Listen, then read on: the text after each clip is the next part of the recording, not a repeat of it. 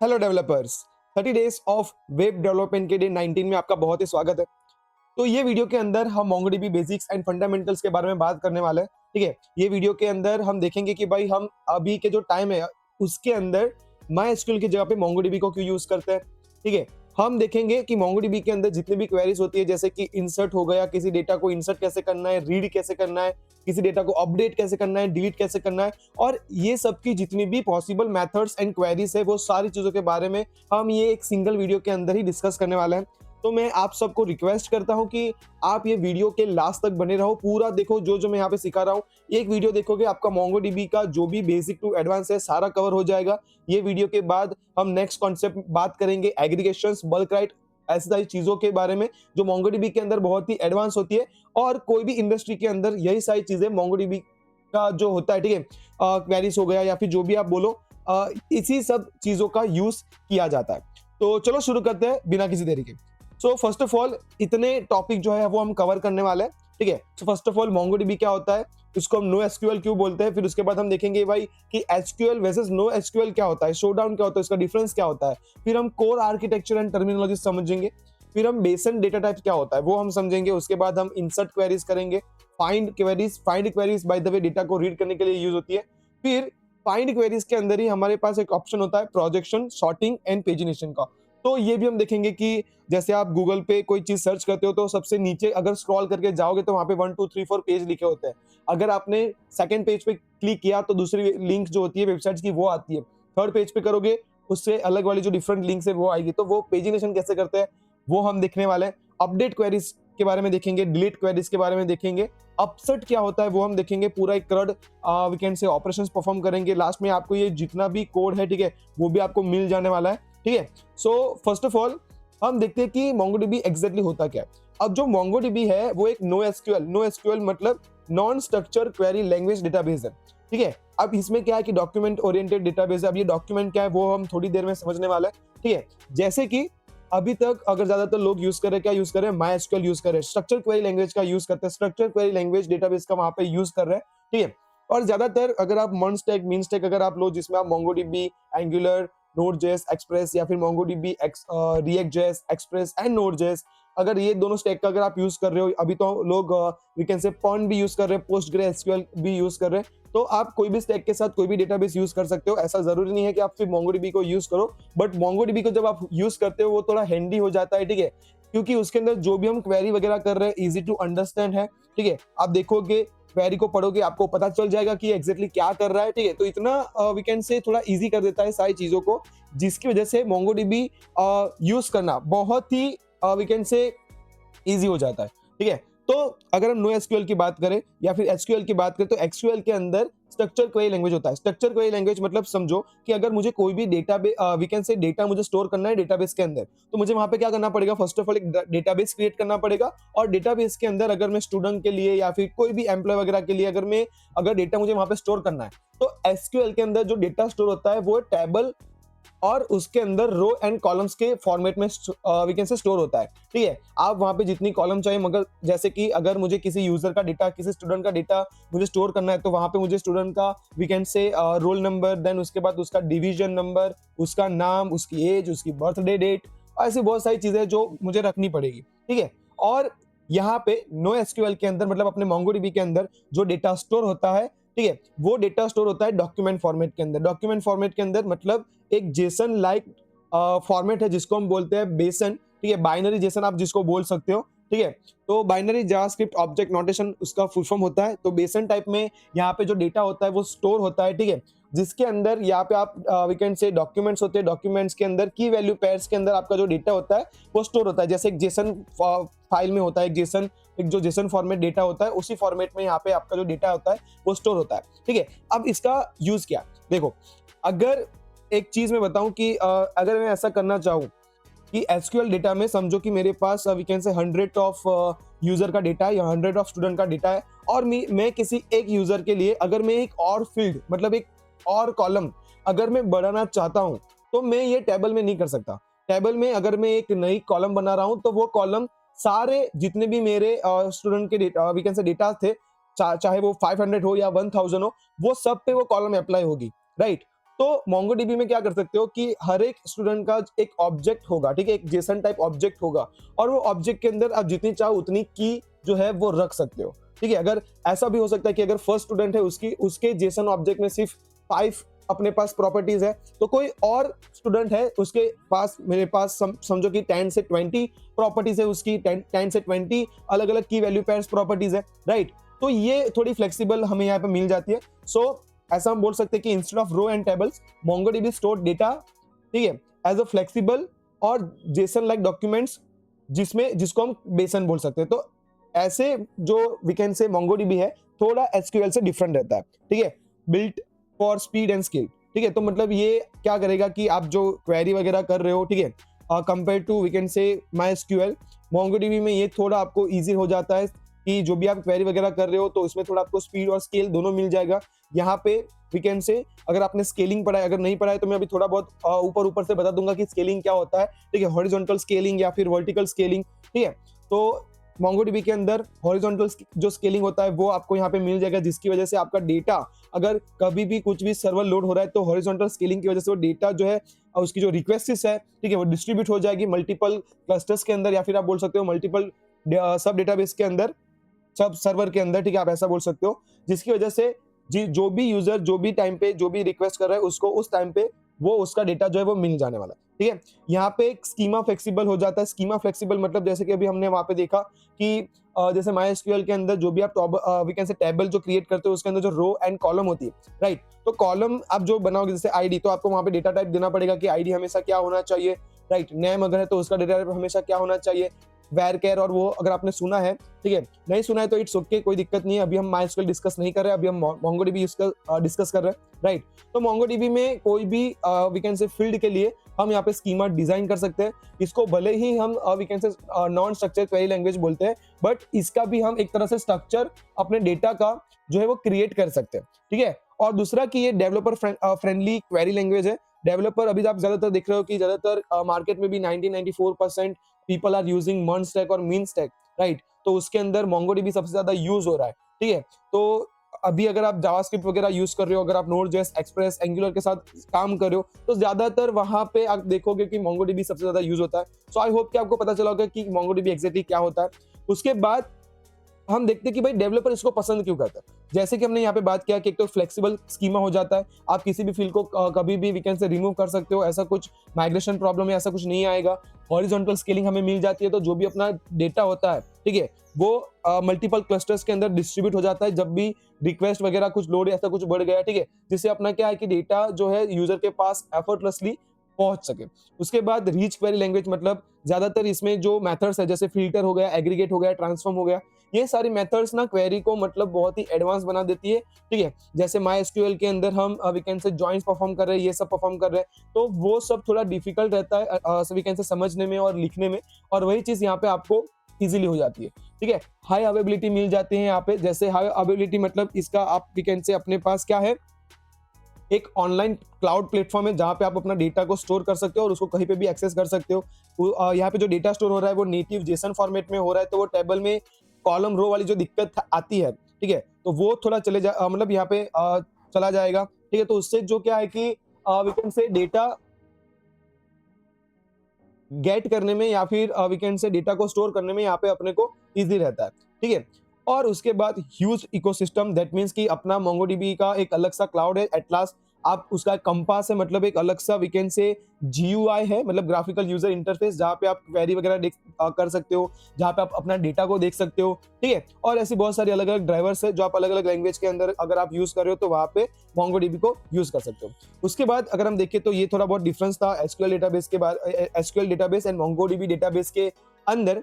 जैसे एसक्यूएल के अंदर जो डेटा होता है वो रो कॉलम्स के अंदर मतलब टेबल फॉर्मेट में स्टोर होता है, और मोंगोडीबी के अंदर जो डेटा होता है वो कलेक्शंस ऑफ डॉक्यूमेंट्स के अंदर स्टोर होता है। डॉक्यूमेंट्स क्या होता है, की वैल्यू पेयर्स आप बोल लो, ठीक है। यहाँ पे क्या होता है, फिक्स स्कीमा होता है। जैसे अभी मैंने आपको बोला, ठीक है, फिक्स स्कीमा मतलब जो भी आप डेटा इंसर्ट कर रहे हो उससे पहले आपने बता दिया कि मेरे टेबल के अंदर कितनी रो, मतलब कितनी रो, चलो रो तो छोड़ो, कितनी कॉलम होगी, ठीक है। बट यहाँ पे क्या है, डायनामिक स्कीमा है, मतलब आप अपने डेटाबेस के अंदर जितने चाहो उतने डेटा जो भी है डेटा के अंदर जो कॉलम्स है वगैरह आप जो हम बोले तो वो ऐड कर सकते हो, ठीक है। अब एसक्यूएल जो होता है हम उसको we can say relationship via JSON across the tables, मतलब जॉइंस, सॉरी नॉट जेसन। हम क्या कर सकते हैं कि अगर मुझे दो टेबल के बीच में एक टेबल का डेटा दूसरे टेबल में अगर मुझे कुछ काम करने के लिए लेना है या फिर कोई भी मुझे ऐसा कुछ ऑपरेशन परफॉर्म करना है तो हम यहाँ पे ज्वाइन परफॉर्म करते हैं और यहाँ पे हम क्या करते हैं, related data can be embedded together. आप यहाँ पे डायरेक्टली उसको एक्सेस कर सकते हो, ठीक है, क्वेरी से ही आप उसको एक्सेस कर सकते हो। एसक्यूएल जो होता है वो वर्टिकल स्केलिंग जो है वो यूज करता है, बिगर सर्वर्स आप बोल सकते हो। एंड मोंगोडीबी जो है वो हॉरिजॉन्टल स्केलिंग, हॉरिजॉन्टल स्केलिंग मतलब आप समझो कि हॉरिजॉन्टली एक रो के अंदर बहुत सारे सर्वर्स हैं, जब भी डेटा फैच होगा या फिर समझो कि डेटा पोस्ट होगा, राइट, तो मल्टीपल सर्वर से डेटा आ रहा है, मल्टीपल सर्वर से डेटा जा रहा है, ठीक है, तो ये बहुत ही अच्छा होता है, ठीक है। SQL data we can say best for rich highly relational data आप बोल सकते हो, and MongoDB best for fast changing and hierarchical data. So this is the basic difference between SQL and MongoDB, right? अभी अगर हम देखें तो ये है MongoDB का बिल्डिंग ब्लॉक्स, ठीक है, जिसके अंदर फर्स्ट हमें मिलता है डेटाबेस। अब डेटाबेस क्या है? A container that holds multiple collection, मतलब एक डेटाबेस के अंदर बहुत सारे अलग अलग कनेक्शन हो सकते हैं। अगर मैं एक डेटाबेस बनाऊं स्कूल करके तो वहां पे एक कलेक्शन में बना सकता हूं स्टूडेंट का, जिसके अंदर स्टूडेंट का डेटा रहेगा। वहां पे मैं एक कलेक्शन बना रहा हूं टीचर का, वहां पे एक टीचर का मतलब पूरा डेटाबेस रहेगा। वहां पे मैं एक कलेक्शन बना रहा हूं पीयून्स या फिर we can say non technical staff का, नॉन टीचिंग स्टाफ का, तो वहां पे उसका डेटा रहेगा, राइट। तो ऐसे यहाँ पे मैं एक डेटाबेस के अंदर मल्टीपल कलेक्शंस बना सकता हूँ, ठीक है। कलेक्शन क्या होता है? अब collection is a group of related documents, ठीक है, similar to table but not table, right. Document जो होता है वो एक जेसन फॉर्मेट होता है लाइक दिस, ठीक है। अब उसके अंदर जो डेटा रहता है वो we can say JSON format में रहता है, की वैल्यू पेयर्स में, की होती है उसका वैल्यू होता है, ठीक है। तो इसी फॉर्मेट में डॉक्यूमेंट वी कैन से होता है, डॉक्यूमेंट्स का कलेक्शन हम क्या बोलते हैं उसको, अगर मल्टीपल डॉक्यूमेंट्स है तो उसको हम बोलेंगे कलेक्शन, एंड मल्टीपल कलेक्शन जिसमें स्टोर है उसको हम बोलेंगे डेटाबेस, ठीक है। अब डॉक्यूमेंट क्या होता है? Document is a single record stored as a BSON, मतलब बाइनरी जेसन, राइट, जिसके अंदर की वैल्यू पेयर में डेटा होता है।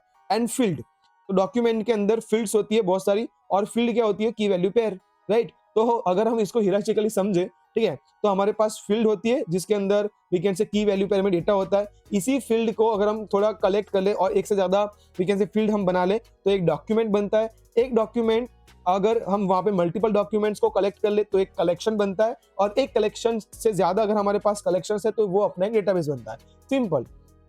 उसके बाद हम समझते हैं बेसन, ठीक है। अब BSON the data type types we can say the data types you will see, मतलब मोंगोडीबी के अंदर आप स्ट्रिंग देखोगे, बुलियन वैल्यू आप देखोगे, एम्बेडेड डॉक्यूमेंट्स आप देखोगे, डॉक्यूमेंट के अंदर डॉक्यूमेंट, ठीक है, मतलब ऑब्जेक्ट के अंदर ऑब्जेक्ट, एरे के अंदर एरे, लाइक दिस, राइट। आप नंबर देखोगे, इंट और double we can say, then array आप देख सकते हो, ऑब्जेक्ट आईडी, तो ऑब्जेक्ट आईडी क्या है? ऑब्जेक्ट आईडी एंड डेट, ये ऑटो जनरेटेड यूनिक आईडी है, एंड टाइम स्टैम्प है, ठीक है। तो क्या होता है, मतलब कि जब भी आप मोंगोडीबी में कोई भी डेटा आप वी कैन से इंसर्ट कर रहे हो या फिर स्टोर कर रहे हो तो वो क्या करेगा, उसका एक we can say by default automatically एक ऑब्जेक्ट आईडी जनरेट कर देगा। वो हम देखेंगे प्रैक्टिकली कि कैसे जनरेट करेगा, ठीक है। तो ये एक चीज है, तो इतनी सारी जो चीजें है वो हम मोंगोडीबी के अंदर देखने वाले हैं। अब देखेंगे हम कि हम अपना जो मोंगोडीबी की क्वेरीज है, अपना जो भी ऑपरेशंस है मोंगोडीबी के डेटाबेस के, हम कहाँ कहाँ पे परफॉर्म कर सकते हैं। पहला है मोंगोडीबी एटलास, दूसरा है मोंगो सेल, और तीसरा है मोंगोडीबी कंपास। ये तीनों चीजों में अभी हम आपको मैं दिखाता हूँ, ठीक है। और चलो ठीक है, तो यहाँ तक हम यहाँ पे क्या करते हैं, इंस्टॉलेशन वगैरह हम यहीं से कर लेते हैं। तो क्या करो आप कि आप जो है, ठीक है, अपने ब्राउजर के ऊपर आ जाओ, ठीक है, ओके। तो यहाँ पे मैं अपने ब्राउजर पे आ चुका हूँ। अब मैं यहाँ पे क्या करूंगा, मैं सर्च करूंगा मोंगोडीबी, ठीक है। यहाँ पे आप मोंगोडीबी सर्च करो, जैसे आप मोंगोडीबी सर्च करोगे ये फर्स्ट वेबसाइट आएगी, आप देख सकते हो यहाँ पे ये फर्स्ट वेबसाइट आ रही है, MongoDB the world's leading modern data platform. आप उस पर क्लिक करो, ठीक है। तो यहाँ पे जब हम इस पे क्लिक करेंगे तो उसके बारे में यहाँ पे वी कैन से ओके, तो यहाँ पे उसके बारे में उसकी ऑफिशियल वेबसाइट है। यहाँ पे आप यहाँ पे डॉक्यूमेंटेशन पे क्लिक करोगे, डॉक्यूमेंटेशन पे चले जाओगे, और ये पूरे वीडियो के अंदर हम डॉक्यूमेंटेशन को बहुत ही फॉलो करने वाले, तो ये थोड़ा ध्यान रखना, ठीक है। ओके चलो, तो आप यहाँ पे मोंगोडीबी एटलास के बारे में देख सकते हो वगैरह वगैरह, ठीक है। कौन कौन सी कंपनी यहाँ पे यूज करती है मोंगोडीबी को, ठीक है। यहाँ पे आप we can say docs, Atlas learning hub, MongoDB university, pricing वगैरह जो है आप यहाँ पे देख सकते हो। तो ये सारी चीजें आप क्या करो, यहाँ पे वी कैन से यहाँ पे आप प्रोडक्ट पे क्लिक करो, और प्रोडक्ट पे क्लिक करने के बाद आप यहाँ पे जैसे उसका कम्युनिटी एडिशन है, एंटरप्राइज एडवांस एडिशन है, फिर मोंगोडीबी एटलास, उस पर आप साइन अप वगैरह कर सकते हो। अलग अलग जो यहाँ पे टूल्स है जैसे कंपास हो गया, ठीक है। यहाँ पे वी कैन से मोंगोडीबी के वर्जन्स आपको यहाँ पे मिल जाएंगे, डेटाबेस वगैरह, ठीक है। तो मैं यहाँ पे भी क्या करता हूँ, जो कम्युनिटी सर्वर है तो आप इस पे अगर आप यहाँ पे डाउनलोड पे क्लिक करोगे तो ओके, तो हम यहाँ पे पहुंच जाएंगे MongoDB कम्युनिटी सर्वर डाउनलोड करने वाली वेबसाइट पे। आप यहाँ पे URL भी देख सकते हो mongodb.com/download.community। अब यहाँ पे जब आओ तो यहाँ पे आपको MongoDB कम्युनिटी सर्वर को डाउनलोड करने को मिलेगा, ठीक है। आप ऐसे भी कर सकते हो npm install MongoDB S+, या फिर आप क्या कर सकते हो, यहाँ पे आप वर्जन सिलेक्ट कर लो, जो भी वर्जन आपको चाहिए। जैसे अभी करंट यहाँ पे 8.3.4 है, ठीक है। उसके बाद आप अपना प्लेटफॉर्म सिलेक्ट कर लो, आपका जो आर्किटेक्चर है वो कौन सा है, ठीक है। आप देख सकते हो यहाँ पे Amazon Linux, Debian, macOS, Red Hat, जो भी है, Ubuntu, Windows, तो वो पर्टिकुलर यहाँ पे आप आर्किटेक्चर सिलेक्ट कर लो। एंड आफ्टर दैट यहाँ पे आपको पैकेज कौन सा है, MSI का मतलब होता है माइक्रोसॉफ्ट इंस्टॉलर, तो आप MSI यहाँ पे क्लिक करके डाउनलोड कर लेना। यहाँ से आप डाउनलोड कर लो, ठीक है, डाउनलोड बटन पे क्लिक कर लेना। तो पहला आपको ये डाउनलोड करना है। दूसरा, जब आप इस पे वी कैन से नीचे जाओगे तो यहाँ पे हमें एक चीज मिलेगी, वो हमें डाउनलोड करनी है, ठीक है। तो मैं क्या करता हूँ, यहाँ पे एक दूसरा टैब ओपन कर लेता हूँ और यहाँ पे सर्च करता हूँ MongoDB, ठीक है, MongoDB कंपास, ठीक है। तो यहाँ पे मैं MongoDB कंपास डाउनलोड करता हूँ। तो यहाँ से आप क्या कर सकते हो, MongoDB कंपास को भी डाउनलोड कर सकते हो। तो आप ये वाली वेबसाइट पे आ जाओ और ये वाली वेबसाइट पे जैसे आप आओगे, ठीक है, तो यहाँ पे आपको दो चीजें डाउनलोड करनी है। फर्स्ट, आपको ये MongoDB सेल डाउनलोड करना है। जैसे आप MongoDB सेल डाउनलोड करोगे तो आप अपने CMD के अंदर Mongoose लिख के, ठीक है, आप क्या कर सकते हो, अपने CMD के अंदर Mongoose लिख के आप अपने डेटाबेस को वहीं पे स्टार्ट कर सकते हो, ठीक है। तो आपको ये भी डाउनलोड कर लेना है। और यहाँ पे बाय डिफॉल्ट जिप होता है, तो उसकी जगह पे यहाँ पे आप MSI करके इसको भी डाउनलोड कर लेना। उसके बाद अपने पास आता है MongoDB कंपास डाउनलोड। तो यहाँ पे भी आप क्या करो, जो .exe फाइल है, एग्जीक्यूटेबल फाइल इसको हम बोलते हैं, तो इसको भी डाउनलोड कर लो। और ये तीनों चीज को डाउनलोड करने के बाद आप क्या करो, उसको रन एज एडमिनिस्ट्रेटर करके आप ये तीनों चीजों को डाउनलोड कर लेना। डाउनलोड करने के बाद फर्स्ट आपको क्या करना है, यहाँ पे आपको सर्च करना है MongoDB कंपास। जैसे मैं यहाँ पे MongoDB कंपास यहाँ पे किया, अपना ये MongoDB कंपास यहाँ पे ओपन हो चुका होगा, ठीक है। तो थोड़ा टाइम देते हैं, अभी ओपन हो जाएगा। और दूसरा कि जैसे ही यहाँ पे वी कैन से आपका ये तीन चीजें जो मैंने बताई, एक ये कम्युनिटी सर्वर, ठीक है, वो कम्युनिटी सर्वर आप डायरेक्ट भी लिख सकते हो, MongoDB कम्युनिटी सर्वर, ये आना चाहिए, ठीक है। और यहाँ से ये डाउनलोड करना है। उसके बाद यहाँ पे आपको दो चीजें डाउनलोड करनी है, एक हो गया अपना MongoDB सेल और दूसरा हो गया यहाँ पे MongoDB कंपास। ये दोनों चीजों को, मतलब ये तीनों चीजों को डाउनलोड करके रन एज एडमिनिस्ट्रेटर करके आप वो वी कैन से डाउनलोड कर सकते हो, ठीक है। सो अभी मैं, ठीक है, चलो अभी मैं क्या करता हूँ, फर्स्ट ऑफ ऑल अपने MongoDB कंपास पे जाता हूँ। तो MongoDB कंपास आपको कुछ ऐसा दिखेगा, ठीक है। ओके, अभी ये उसका नया वर्जन डाउनलोड कर रहा है। ओके, तो आप यहाँ पे क्या कर सकते हो, बाय डिफॉल्ट जो इसका वी कैन से पोर्ट होता है विच इज 127.0.0.1 27017, ये MongoDB का बाय डिफॉल्ट पोर्ट है। और इसके अंदर आप देख सकते हो यहाँ पे मैंने बहुत सारी चीजें, मेरा डेटा जो है मैंने यहाँ पे बना के रखा है, ठीक है। तो यहाँ पे आप देख सकते हो, यहाँ पे मैंने बहुत सारा डेटा बना के रखा है पहले से, और यहाँ पे अपना डेटा जो है वो आ चुका है, ठीक है। ये सब आप देख रहे हो, ये अपना यहाँ का डेटा है। अभी यहाँ पे मैं जूम नहीं कर सकता, नहीं तो मैं आपको बताता, ठीक है, कि यहाँ पे अपना डेटा कैसे दिखता है, बट यहाँ पे मैं जूम नहीं कर सकता, ठीक है। ये एक तरह का एप्लीकेशन है, तो इसमें मैं अभी जूम नहीं कर सकता, बट हम देखेंगे, ठीक है। अब मैं क्या करता हूँ, आपको सेल के थ्रू आपको क्या करना है, यहाँ पे कमांड प्रॉम्प्ट ओपन करना है, ठीक है। और यहाँ पे मैं इसको थोड़ा, हाँ, हम ऐसा कर लेते हैं, और यहाँ पे मैं लिखूंगा MONGOS Mongoose, और Mongoose लिखने के बाद यहाँ पे एंटर हिट करो। ये एंटर हिट करोगे तो ऐसा कुछ आना चाहिए। अब यहाँ पे आप देख सकते हो Mongoose आया, करंट आईडी आया, कौन सा यूजर, आप एक आईडी ये प्रोवाइड करेगा कि भाई ये आईडी से क्वेरीज हो रही है। दूसरा कि यहाँ पे आप देख सकते हो कनेक्टिंग टू, तो ये जो है सेकंड चीज, ये क्या है अपना, ये अपना MongoDB कनेक्शन स्ट्रिंग है, ठीक है, जिसके अंदर यहाँ पे लिखा है MongoDB //127.0.0.1.27017। अगर आप MongoDB कंपास ओपन कर रहे हो और यहाँ पे ऐसा कुछ नहीं आ रहा है, तो आप क्या कर सकते हो, यहाँ पे एक चीज है, जैसे आप यहाँ पे करो और यहाँ पे हम क्या करते हैं, न्यू कनेक्शन बनाते हैं, ठीक है। तो ओके, तो यहाँ से न्यू कलेक्शन बना सकते हैं। तो ऐसा कुछ आएगा आपको न्यू कलेक्शन बनाने के लिए, और ऐसा URL भी यहाँ पे आता है, URI, ठीक है, MongoDB localhost 27017, ठीक है। तो ये वो भी वैलिड है, अगर वो भी आप बाय डिफॉल्ट तो आता है तो उसको भी आप यहाँ पे क्या कर सकते हो, ये भी वैलिड है, तो इसको भी आप यहाँ पे सेव एंड कनेक्ट कर सकते हो। और अगर आपको नहीं करना तो आप अपने CMD में जाके ये जो भी URL आया उसको यहाँ पे कॉपी पेस्ट कर दो, ठीक है, और यहाँ पे सेव एंड कनेक्ट कर दो, तो वो अपना जो डेटाबेस है वो यहाँ पे आ जाएगा, ठीक है। सेमी चीज है, उसमें कोई डिफरेंस यहाँ पे पड़ा नहीं, ये सेमी चीजें सारी, राइट। तो यहाँ पे हम क्या करेंगे, देखो अभी जैसे ही आप यहाँ पे करते हो, तो यहाँ पे कौन सा वर्जन आप यूज कर रहे हो, 8.0.4, Mongoose का कौन सा वर्जन यूज कर रहे हो, 2.7.0, तो वो सब आपको यहाँ पे दिखेगा। तो ऐसा आना चाहिए। अगर ऐसा नहीं आ रहा है तो दो केस है। पहला केस कि आपने यहां से आपने क्या किया, यहां से ये जो पर्टिकुलर चीज थी विच इज MongoDB सेल, इसको आपने डाउनलोड नहीं किया। तो अगर यहाँ पे मोंगोस लिखने के बाद अगर ऐसा नहीं आ रहा है तो आप यहाँ पे MongoDB सेल को डाउनलोड करो, एक बार अपने लैपटॉप वगैरह को रिस्टार्ट कर लो और फिर से मोंगोस लिखो, ठीक है। तब भी अगर नहीं आ रहा है तो आप क्या कर सकते हो, आप यहाँ पे अपने लैपटॉप के अंदर एक बार यहाँ पे सर्विसेज सिलेक्ट कर लेना, ठीक है। और सर्विसेज को ओपन करके, जैसे यहाँ पे बहुत सारी सर्विसेज है, तो आप यहाँ पे जो अपनी MongoDB वाली सर्विसेज है, ठीक है, जैसे आप यहाँ पे देख सकते हो MongoDB सर्वर, तो यहाँ पे रनिंग है कि नहीं। अगर यहाँ पे रनिंग नहीं है तो आप क्या करो, राइट क्लिक करके इसको यहाँ पे स्टॉप करके फिर से एक बार रिस्टार्ट कर लेना, तो आपका जो प्रॉब्लम है वो सॉल्व हो जाएगा। अगर तब भी कुछ प्रॉब्लम आ रहा है तो आपके पास कमेंट बॉक्स है, कमेंट बॉक्स में वो कमेंट कर सकते हो, जो भी प्रॉब्लम आ रहा है मैं जरूर से उसका रिप्लाई दूंगा, ठीक है। चलो अभी हम यहाँ पे अब कैसे समझेंगे कि इसके अंदर डेटाबेस वगैरह बनाते कैसे है, या फिर क्या क्या जो है, ठीक है, देखते हैं नहीं देखते हैं, ठीक है। तो चले आते हैं हम अपनी पीपीटी पे, ठीक है। अब यहाँ पे ये एक नॉर्मल यूजर का अपना एक कलेक्शन है, ठीक है, कि ऐसे फॉर्म में डेटा स्टोर होता है, जैसे नेम यहाँ पे लिखा है, एज लिखा है, सिटी लिखा है, उसने सब्सक्राइब किया है नहीं किया है, उसकी जो स्किल्स है क्या है क्या नहीं है। तो ये पूरा एक फॉर एग्जांपल यहाँ पे डेटा है।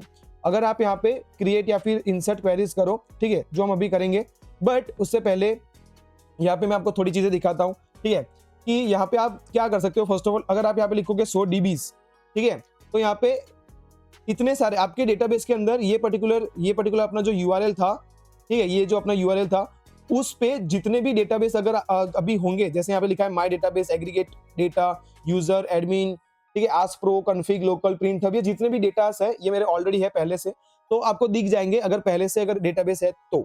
अगर नहीं है तो अगर नहीं है तो वहां पे कुछ नहीं दिखेगा। तो उस केस में आप यहाँ पे क्या कर सकते हो, यहाँ पे देखा था 100 DBs, ठीक है, तो वो 100 DBs में यहाँ पे बता देता हूँ आपको 100 DBs। दूसरा यहाँ पे हम क्या करेंगे, फॉर एग्जांपल जब भी आपको कोई नया डेटाबेस यूज करना है, ठीक है, मतलब नया डेटाबेस आपको क्रिएट करना है, तो आप यहाँ पे लिख सकते हो यूएसई यूज, और जो भी आपको नया डेटाबेस बनाना है, जैसे अभी मैंने लिखा था मुझे यहाँ पे वी कैन से अजय डेटाबेस करके मैं यहाँ पे बना रहा हूँ, ठीक है, जो अभी नहीं है। यहाँ पे मैं बना देता हूँ यूट्यूब करके, जो नहीं है तो मैं यहाँ पे कर देता हूँ यूट्यूब डेटाबेस, ठीक है। तो यूट्यूब डेटाबेस ऐसे करके कर रहा हूँ, एंटर हिट करूंगा तो आप देखो यहाँ पे क्या आ गया, switch to DB YouTube database. और अगर यहाँ पे मैं फिर से 100 DBs करूं तो आप देख सकते हो कि अपना यहाँ पे यूट्यूब डेटाबेस वाला भी डेटाबेस आ चुका है, ठीक है। उसके बाद यहाँ पे आप क्या कर सकते हो, अगर आपको कलेक्शन देखने की इसके अंदर कलेक्शन है कि नहीं, तो आप यहाँ पे लिखो शो कलेक्शंस और एंटर हिट करोगे तो यहाँ पे अभी कोई भी कलेक्शन नहीं है। कलेक्शन मतलब कोई भी डेटा नहीं है, ठीक है।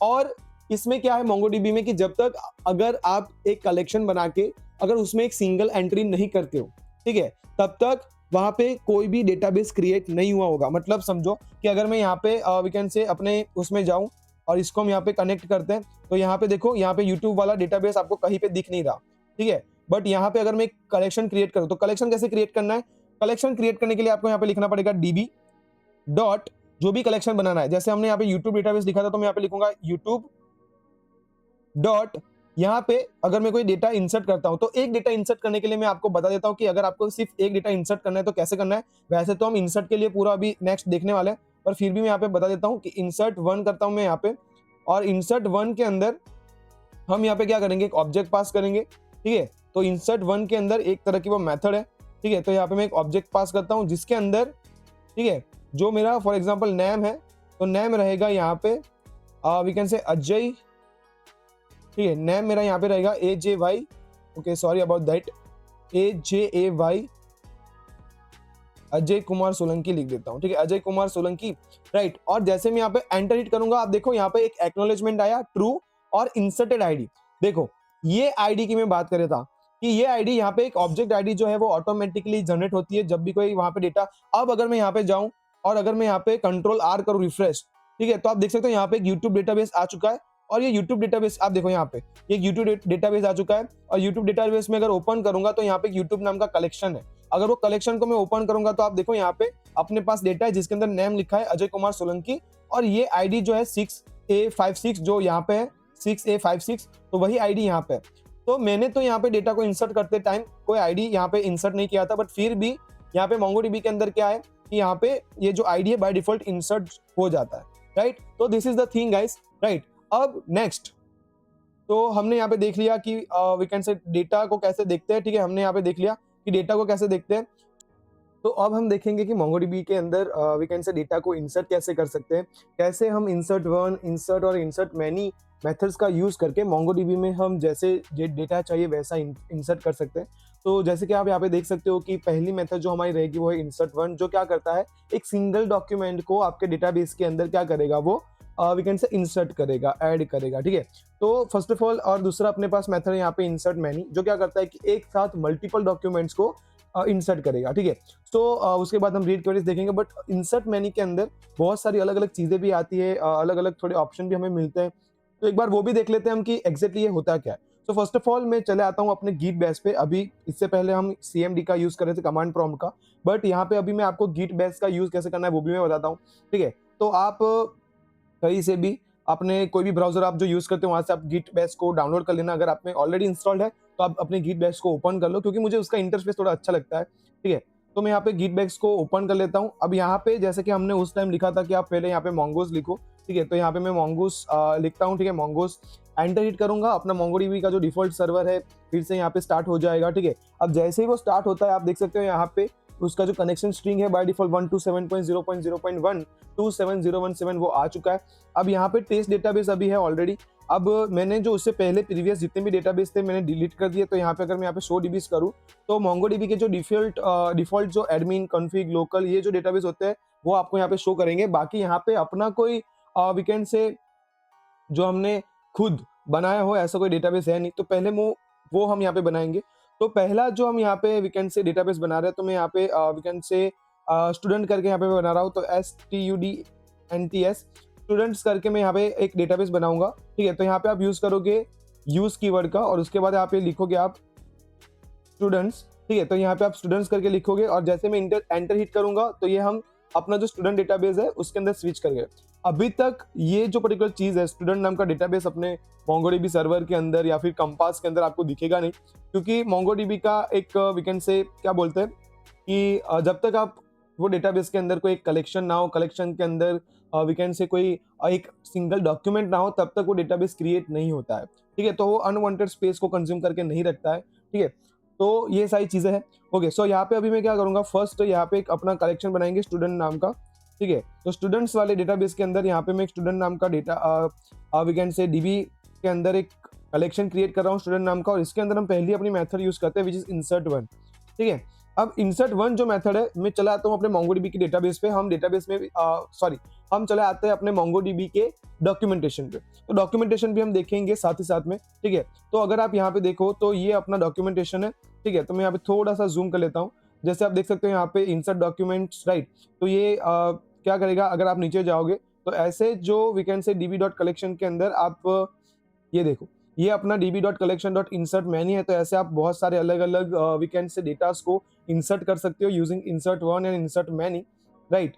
तो देखो अब ये क्या करेगा, देखो जब भी हम यहाँ पे इंसर्ट करेंगे, if the collection does not currently exist, तो insert operation create the collection, ठीक है। इंसर्ट ऑपरेशन हम जो करेंगे वो एक कलेक्शन तो क्रिएट कर देगा, बस साथ ही साथ अपने मोंगोडीबी जो है वो बेसन टाइप ऑफ डेटा को स्टोर करता है। तो दैट्स वाई यहाँ पे क्या होगा कि मोंगोडीबी के अंदर कि जब भी आप कोई डेटा को ऐड करोगे, तो हमने प्रीवियसली देखा, ठीक है, कि ये क्या करेगा, _.id वाली जो मेथड है, ठीक है, _.id एक ऑब्जेक्ट रहेगा, ठीक है। तो वो भी साथ ही साथ में ऐड कर देगा ऑटोमेटिकली, ठीक है। तो यहाँ पे अभी मैं क्या करता हूँ, इंसर्ट वन के अंदर यहाँ पे एक ऑब्जेक्ट पास करता हूँ, थोड़ा सा जूम कर लेता हूँ, ठीक है, ओके, ठीक है। अब यहाँ पे एक ऑब्जेक्ट पास करता हूँ। अब ये ऑब्जेक्ट के अंदर मैं लिखूंगा for example first which is name, और नेम के अंदर हम यहाँ पे जो भी स्टूडेंट का नाम है, फॉर एग्जाम्पल अजय सोलंकी, तो ये स्टूडेंट का नाम है, ओके। यहाँ पे आप एज लिख सकते हो, तो एज फॉर एग्जाम्पल 25 है।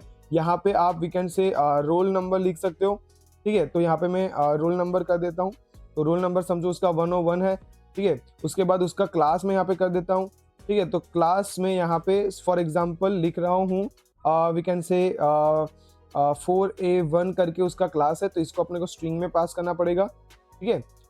4A1, right. तो ये उसका क्लास है, ओके। उसके बाद यहाँ पे अगर आप सब्जेक्ट देना चाहो तो यहाँ पे आप सब्जेक्ट दे सकते हो, और सब्जेक्ट के अंदर यहाँ पे मैं एक एरे पास कर रहा हूँ। एरे के अंदर आप अलग अलग सब्जेक्ट पास कर सकते हो, जैसे उसका एक सब्जेक्ट है पाइथन, ठीक है। उसके बाद उसका एक सब्जेक्ट है फॉर एग्जाम्पल यहाँ पे हम लिख लेते हैं कि वो मोंगोडीबी भी सीख रहा है, तो यहाँ पे हम मोंगोडीबी लिख लेते हैं, ठीक है। उसका एक सब्जेक्ट है फॉर एग्जाम्पल जावास्क्रिप्ट। तो ऐसे यहाँ पे मल्टीपल सब्जेक्ट में यहाँ पे लिख लेता हूँ एक बार, ठीक है। तो जावास्क्रिप्ट वगैरह तो मैंने यहाँ पे लिख लिया और उसके बाद जैसे मैं यहाँ पे एंटर हिट करूंगा तो ये मुझे एक एक्नॉलेज ऑब्जेक्ट पास करेगा। ठीक है, तो आप जैसे यहाँ पे देख सकते हो इसने मुझे क्या किया, एक एक्नॉलेज ऑब्जेक्ट पास किया, ट्रू यहाँ पे आ रहा है और इंसर्टेड आईडी मुझे रिटर्न कर रहा है कि कौन से आईडी पे ये इंसर्ट हुआ है। तो ये वाली पर्टिकुलर आईडी पे ये अपना जो डॉक्यूमेंट है वो इंसर्ट हुआ है। जैसे मैं यहाँ पे कंट्रोल एल करूंगा ये अपना जो स्क्रीन है वो क्लियर हो जाएगा। अब यहाँ पे अगर आप 100 डीबीज करो, ठीक है, तो 100 डीबीज के अंदर देखो अपने पास यहाँ पे एक स्टूडेंट नाम का डेटाबेस आ चुका है। ठीक है, अगर इसके अंदर मैं यहाँ पे 100 कलेक्शन करूँ तो कलेक्शन के तौर पे अपने पास एक स्टूडेंट नाम का कलेक्शन है और उसके अंदर क्या डेटा पड़ा है वो अगर आपको देखना है तो यहाँ पे आप डीबी डॉट फिर यहाँ पे आप स्टूडेंट लिखोगे। ठीक है, डॉट आप यहाँ पे फाइंड मेथड का यूज करोगे और फाइंड मेथड के अंदर मैं यहाँ पे अभी एक एम्प्टी ऑब्जेक्ट पास कर दूंगा और एंटर हिट करूंगा तो आप देख सकते हो यहाँ पे अपना जो पर्टिकुलर डेटा था वो यहाँ पे आ चुका है। ये सेम आईडी है जो पहले थी, यहाँ पे नेम आ चुका है, एज आ चुका है, रोल नंबर आ चुका है, क्लास आ चुका है एंड सब्जेक्ट अपने जितने भी है पाइथन, मोंगोडीबी, जावास्क्रिप्ट वगैरह वो आ चुके हैं। तो ये अपना एक नॉर्मल मेथड था इंसर्ट वन। अगर आपको एक साथ मल्टीपल डेटा को इंसर्ट करना है तो आप यहाँ पे क्या कर सकते हो, मैं फिर से कंट्रोल एल कर देता हूँ अपनी स्क्रीन को क्लियर। अब यहाँ पे आप लिख सकते हो डीबी डॉट अपना जो भी कलेक्शन का नाम है जैसे स्टूडेंट, ठीक है, डॉट यहाँ पे आप करो इंसर्ट और यहाँ पे आप कर सकते हो इंसर्ट मैनी। ठीक है, और इंसर्ट मैनी के अंदर यहाँ पे क्या होता है, एक एरे पास करते हैं हम और उसी एरे के अंदर मैं यहाँ पे क्या करता हूँ, ये कुछ ऐसा कर देता हूँ। ठीक है, अगर मैं यहाँ पे ओके, अगर यहाँ पे मैं एंटर हिट करूँ तो उसी एरे के अंदर हम यहाँ पे क्या करते हैं, ऑब्जेक्ट पास करते हैं, मल्टीपल ऑब्जेक्ट पास करते हैं। जैसे पहला ये ऑब्जेक्ट अगर मैंने पास किया है, ये अनडिफाइंड क्यों आ रहा है, चलो कोई नहीं वो देख लेंगे अभी बाद में, ये ऐसा क्यों दिख रहा है। तो यहाँ पे पहला जो अपना ऑब्जेक्ट है, ठीक है, तो मैं यहाँ पे लिखता हूँ उसका की विच इज नेम और नेम के अंदर आप यहाँ पे कुछ और भी नाम जो है वो लिख सकते हो। फॉर एग्जाम्पल यहाँ पे मैं लिखता हूँ साक्षी सिंह, राइट। तो ये अपना दूसरा स्टूडेंट है। उसके बाद यहाँ पे हम कॉमा करते हैं, दूसरा हम यहाँ पे क्या करते हैं कि दूसरा एक ऑब्जेक्ट पास करते हैं। तो मैं यहाँ पे ऐसा कुछ कर लेता हूँ। ठीक है, अब यहाँ पे उसकी एज जो है वो मैं यहाँ पे पास करूँ, पास एज फॉर एग्जाम्पल उसका मैं 23 डाल देता हूँ। ठीक है, उसका यहाँ पे मैं roll number we can say roll number यहाँ पे मैं डाल देता हूँ। ओके, तो रोल नंबर फॉर एग्जांपल यहाँ पे उसका 45 है। ठीक है, उसके भी जो सब्जेक्ट्स है, क्लास है, तो क्लास में यहाँ पे डाल दूंगा क्लास। ठीक है, तो क्लास में यहाँ पे फॉर एग्जांपल डाल देता हूँ वी कैन से 6A5 ऐसा कुछ हम यहाँ पे क्लास डाल देते हैं। ठीक है, और यहाँ पे हम वी कैन सब्जेक्ट जो है वो डाल देंगे, तो सब्जेक्ट करके यहाँ पे हम एक एरे पास कर लेते हैं। ठीक है, एक एरे पास कर लेते हैं। ओके, तो यहाँ पे मैंने एक एरे पास किया और इसके अंदर मैं वी कैन से नोड.जेएस कर देता हूँ। ठीक है, तो एक नोड.जेएस उसका सब्जेक्ट है, दूसरा फॉर एग्जांपल यहाँ पे आप रिएक्ट ले लो। ठीक है, तो रिएक्ट.जेएस उसका सब्जेक्ट है। तो ये अपना एक ऑब्जेक्ट बन गया। ठीक है, अब ये जो अपना एक ऑब्जेक्ट बना यहाँ पे आप कॉमा करोगे और उसके बाद आप यहाँ पे अगर एंटर हिट करो तो ये यहाँ पे आप अपना दूसरा ऑब्जेक्ट जो है वो पास कर सकते हो। मल्टीपल ऑब्जेक्ट यहाँ पे आप पास कर सकते हो। तो यहाँ पे मैं अपना जो दूसरा ऑब्जेक्ट है वो पास कर रहा हूँ। फॉर एग्जाम्पल नेम जो है अपना कुछ आप कुछ वी कैन से रखते हैं हम समीरा सिंह ऐसा कुछ हम यहाँ पे रखते हैं। ठीक है, उसके बाद हम यहाँ पे उसका भी जो एज है फॉर एग्जांपल वो वी कैन से 26 हम यहाँ पे डाल देते हैं, कॉमा करेंगे। उसके बाद हम यहाँ पे we can say roll number डालेंगे। तो रोल नंबर मैं यहाँ पे डालता हूँ, उसका है फॉर एग्जांपल 90। ओके, उसके बाद मैं यहाँ पे उसका क्लास भी डाल देता हूँ। ठीक है, तो क्लास फॉर एग्जांपल हम यहाँ पे डालते हैं वी कैन से ये भी 4A5 की है, राइट। तो हम ऐसा कुछ डाल देते हैं। यहाँ पे सब्जेक्ट के तौर पे आप कोई भी एरे यहाँ पे पास कर सकते हो, राइट। कोई भी सब्जेक्ट का नाम जो है वो पास कर सकते हो। तो इसके जो सब्जेक्ट है फॉर एग्जांपल ये आर्ट्स पढ़ती है, राइट। और आर्ट्स के साथ समझो ये कुछ भी डिजाइनिंग आप ले लो ऐसा कुछ।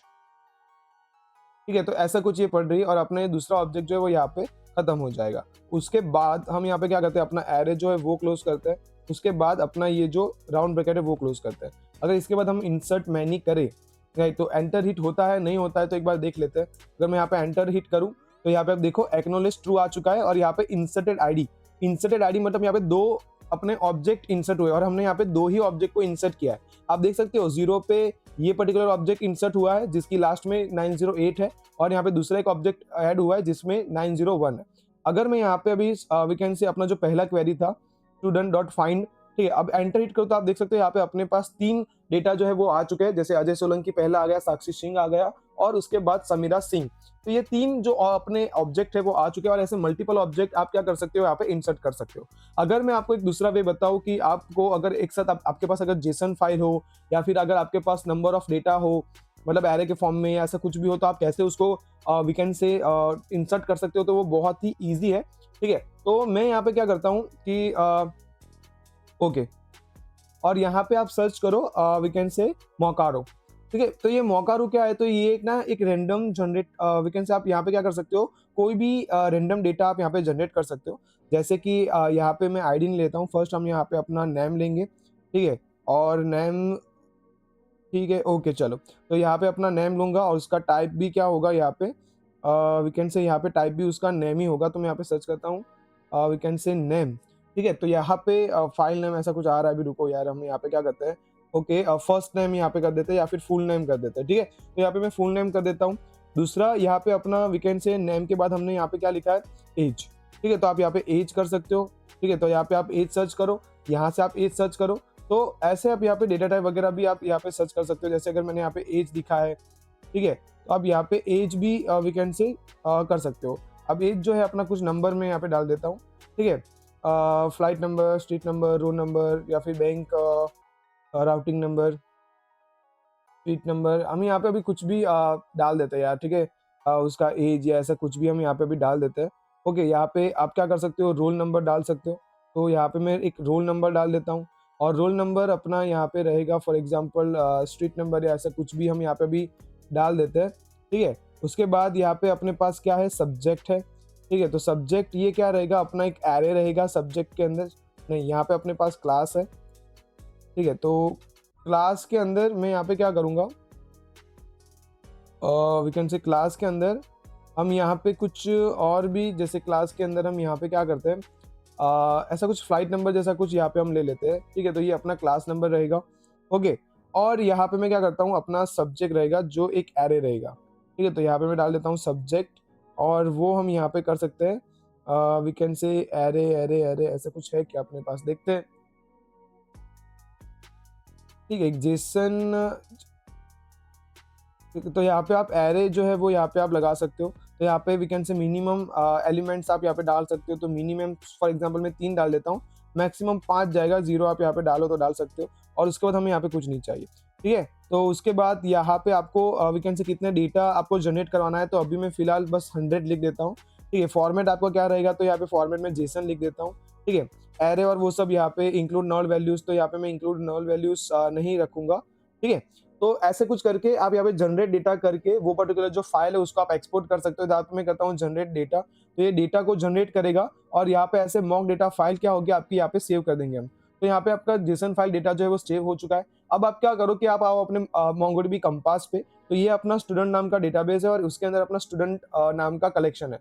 तो अगर ये स्टूडेंट नाम का कलेक्शन में ओपन करूँ तो उसके अंदर आप देख सकते हो अभी फिलहाल अपने पास टोटल 3 वीकेंड से यहाँ पे डेटा है। तो आप यहाँ पे क्या कर सकते हो, देखो यहाँ पे export data, export code, bulk right वगैरह का ऑप्शन है, ठीक है। दूसरा कि हम जो भी क्वेरी करेंगे वो क्वेरी आप यहाँ से भी कर सकते हो, वो मैं आपको बताऊंगा कि कैसे कर सकते हो, ठीक है।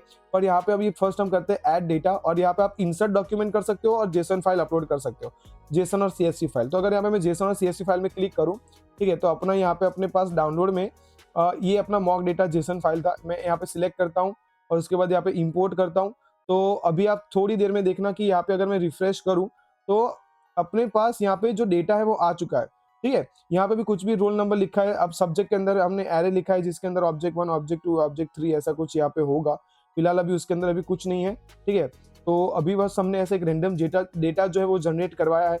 अगर हम यहाँ पे जाए अपने गिट बैश के अंदर, अब यहाँ पे अगर जाके मैं क्या करूँ, we can say student dot find करूँ, तो आप देख सकते हो अपने पास यहाँ पे अभी रैंडम डेटा आ चुका है जिसके अंदर यहाँ पे एम्प्टी ऑब्जेक्ट्स भी है और यहाँ पे नेम वगैरह है, एज है, रोल नंबर्स है, देखो आप यहाँ पे रोल नंबर्स भी लिखे हैं, राइट। तो ये सब ऐसा कुछ अपने पास डेटा जो है वो आ चुका है, ठीक है। बट यहाँ पे जो रोल नंबर्स ऐड हुए हैं वो स्ट्रिंग के तौर पे ऐड हुए हैं और अपन ने जो रोल नंबर हमने यहाँ पे ऐड किए थे वो यहाँ पे किस में ऐड हुए हैं, यहाँ पे वो we can say integer number की तरह पे ऐड हुए, ठीक है। तो ये अपना फर्स्ट वे था। दूसरा वे कि अगर आपके पास डेटा हो, ठीक है, डेटा मतलब in the form of for example अगर मैं यहाँ पे जाता हूँ और यहाँ पे अपने पास एक डेटा है प्रोडक्ट आईडी वाला, अगर उसको मैं यहाँ पे इंसर्ट करने की कोशिश कर रहा हूँ तो यहाँ पे आप क्या कर सकते हो, देखो अब यहाँ से इसको भी सीधा कॉपी करके आप क्या करो, यहाँ पे अपने गिट बेस में जाओ, मैं यहाँ पे क्लियर कर देता हूँ और यहाँ पे इंसर्ट मैनी के अंदर चलो हम नई मेथड लिखेंगे यहाँ पे वी कैन से इंसर्ट, यहाँ पे मैं कर देता हूँ इंसर्ट मैनी और उसके अंदर हम ये पास कर देते हैं और उसके अंदर हम यहाँ पे ये डेटा को पेस्ट कर देते हैं,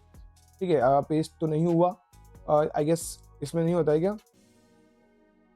ओके, तो यहाँ पे ये डेटा अपना जो पेस्ट हो चुका है और उसके बाद मैं यहाँ पे ये राउंड ब्रैकेट लगा दूंगा। ओके, तो ये राउंड ब्रैकेट लगाने के बाद ये जो अपना डेटा है, total 4 data, product ID, price और क्वांटिटी वाला डेटा, वो यहाँ पे इंसर्ट हो जाना चाहिए। तो यहाँ पे हम एंटर करेंगे तो आप देख सकते हो यहाँ पे एक्नॉलेजमेंट आ चुका है। दैट मीन्स कि अपने जो 4 डेटा है वो यहाँ पे इंसर्ट हो चुके हैं, राइट? तो ये एक अपनी चीज है। ओके, तो ऐसे डेटा क्या होता है, आप इंसर्ट वन और इंसर्ट मैनी से क्या कर सकते हो, इंसर्ट कर सकते हो। सी, तो इंसर्ट वन और इंसर्ट मैनी हमने यहाँ पे देख लिया कि इंसर्ट वन से और इंसर्ट मैनी से हम कैसे डेटा को इंसर्ट कर सकते हैं। अगर आप यहाँ पे देखोगे तो अपने पास एक टिप भी है कि क्या है कि अगर आप उसके अंदर एक ऑप्शन पास करोगे ऑर्डर, तो ये क्या करेगा कि यहाँ पे आपने जो भी ऑर्डर दिया है, ठीक है, अगर आप ऑर्डर फॉल्स लिखोगे, ऑर्डर फॉल्स, तो ये क्या करेगा कि जो भी डेटा को फॉर एग्जाम्पल इंसर्ट करेगा ना, तो वो क्या करेगा, ऑर्डर में इंसर्ट नहीं करेगा। फॉर एग्जाम्पल जैसे यहाँ पे 100 वाला पहला है, फिर उसके बाद 101, 102, 103, तो अगर यहाँ पे मैं इंसर्ट मैनी कर रहा था और यहाँ पे मैं एरे के बाद एक कॉमा के बाद यहाँ पे मैं एक ऑप्शन दे दूं, सेकंड ऑप्शन, और उसके अंदर मैं यहाँ पे देता हूँ फॉर एग्जांपल और ऑर्डर डेट, और यहाँ पे मैं लिख दूं फॉर एग्जांपल फॉल्स, ठीक है, ये हमने यहाँ पे कर दिया डन। तो उसके बाद हम यहाँ पे क्या कर सकते हैं कि जैसे मैं एंटर हिट करूंगा डेटा इंसर्ट होगा, but unordered we can say form में इंसर्ट होगा। जैसे हम यहाँ पे इंसर्ट करें, फिर से डेटा इंसर्ट हुआ, बट अभी वो अनऑर्डर फॉर्म में हुआ होगा। हमने यहाँ पे 2 बार जो डेटा है वो इंसर्ट किया है, ठीक है। तो ये मैं आपको यहाँ पे ऑप्शन बताने की कोशिश कर रहा था। अगर आप यहाँ पे MongoDB की ऑफिशियल वेबसाइट पे जाओगे, आप नीचे जाओगे, स्क्रॉल करोगे, तो यहाँ पे आपको वी कैन से अलग से इंसर्ट वन और इंसर्ट मैनी के बारे में बहुत ही डीप में समझा है। आप जैसे यहाँ पे इंसर्ट करोगे तो आप देख सकते हो यहाँ पे कि ये जो अपना वी कैन से, यहाँ पे मैं थोड़ा ऐसा कुछ कर लेता हूँ, ये जो अपना इंसर्ट वन वाला वी कैन से मेथड रहता है, उसके अंदर आप यहाँ पे डॉक्यूमेंट जो हम पहले पास कर रहे थे, सिंगल डॉक्यूमेंट, वो डॉक्यूमेंट पास कर सकते हो, बाकी ऑप्शन पास कर सकते हो, कॉल बैक फंक्शन पास कर सकते हो, जो आपको एक प्रॉमिस रिटर्न करेगा जब आप नोड जैसा कोई ऐसे सर्वर के अंदर आप यहाँ पे यूज कर रहे हो, तब हम देखने वाले हैं इसको भी, ठीक है। तो यहाँ पे आप देख सकते हो कि वी कैन से डॉक्स में सिंगल एक डॉक्यूमेंट होता है और ऑप्शन के अंदर ये सारे ऑप्शंस होते हैं जो आप यहाँ पे वी कैन से लिख सकते हो, जैसे सेशन हो गया, ठीक है, वो सब हो गया। तो ये सब चीजें हैं। और इसके बाद अगर हम यहाँ पे we can say insert many के बारे में देखें, तो इंसर्ट मैनी के अंदर भी आपको ये देखो, अपन ने अभी यहाँ पे ऑर्डर वाला जो ऑप्शन है यहाँ पे हमने वी कैन से फॉल्स किया है, तो आप उसके बारे में पढ़ सकते हो यहाँ पे कि इफ ट्रू, तो when insert fails don't execute the remaining writes, it falls, then continue with the remaining insert when one fails, ठीक है। तो ऐसा आप ऑर्डर वगैरह जो है, ठीक है, तो आप ऐसे वी कैन से ऑप्शंस जो है वो पास कर सकते हो आपका जो भी कमांड है, आपकी जो भी क्वेरी है उसके अंदर। तो आई होप कि आपको हर एक मेथड के बारे में यहाँ पे, अगर आपके पास टाइम है तो थोड़ा एडवांस में एक बार थोड़ा नजर मार लेना, ठीक है। तो नेक्स्ट हम यहाँ पे देखते हैं read method, read queries, right, आप डेटा को कैसे रीड कर सकते हो। अभी हमने देखा कि डेटा को हम इंसर्ट कैसे कर सकते हैं, अभी हम देखेंगे कि डेटा को रीड कैसे कर सकते हैं। अब जैसे कि रीड करने के लिए ऑलरेडी अगर आप देखोगे तो हमारे पास कौन कौन सी मेथड है, देखो, तो रीड करने के लिए अपने पास फर्स्ट मेथड है फाइंड वन। ये अपनी बेसिक मेथड है कि आप सीधा फाइंड करो। अब जैसे आप यहाँ पे सिर्फ फाइंड लिखोगे और उसके अंदर एक एम्प्टी ऑब्जेक्ट पास करोगे, तो ये क्या करेगा, आपको जितने भी वी कैन से यूजर्स है डेटाबेस के अंदर या फिर जितने भी डेटा है, डॉक्यूमेंट्स है, वो आपको रिटर्न करेगा। बट इनिशियली ये सिर्फ जो पहले 20 डॉक्यूमेंट्स थे वो उसको ही रिटर्न करता है। अगर आपको और दूसरे 20 देखने हैं तो वहां पे आपको ईट मेथड का यूज करना पड़ेगा, मतलब ईट मेथड, ईट कमांड का आपको यूज करना पड़ेगा, और एल्स आप यहाँ वहां पे लिमिट या स्कीप वगैरह का यूज कर सकते हो। तो वो सब हम यहाँ पे देखेंगे यहाँ पे। तो अपने पास डेटा को रीड करने के लिए टोटल 3 मेथड्स है।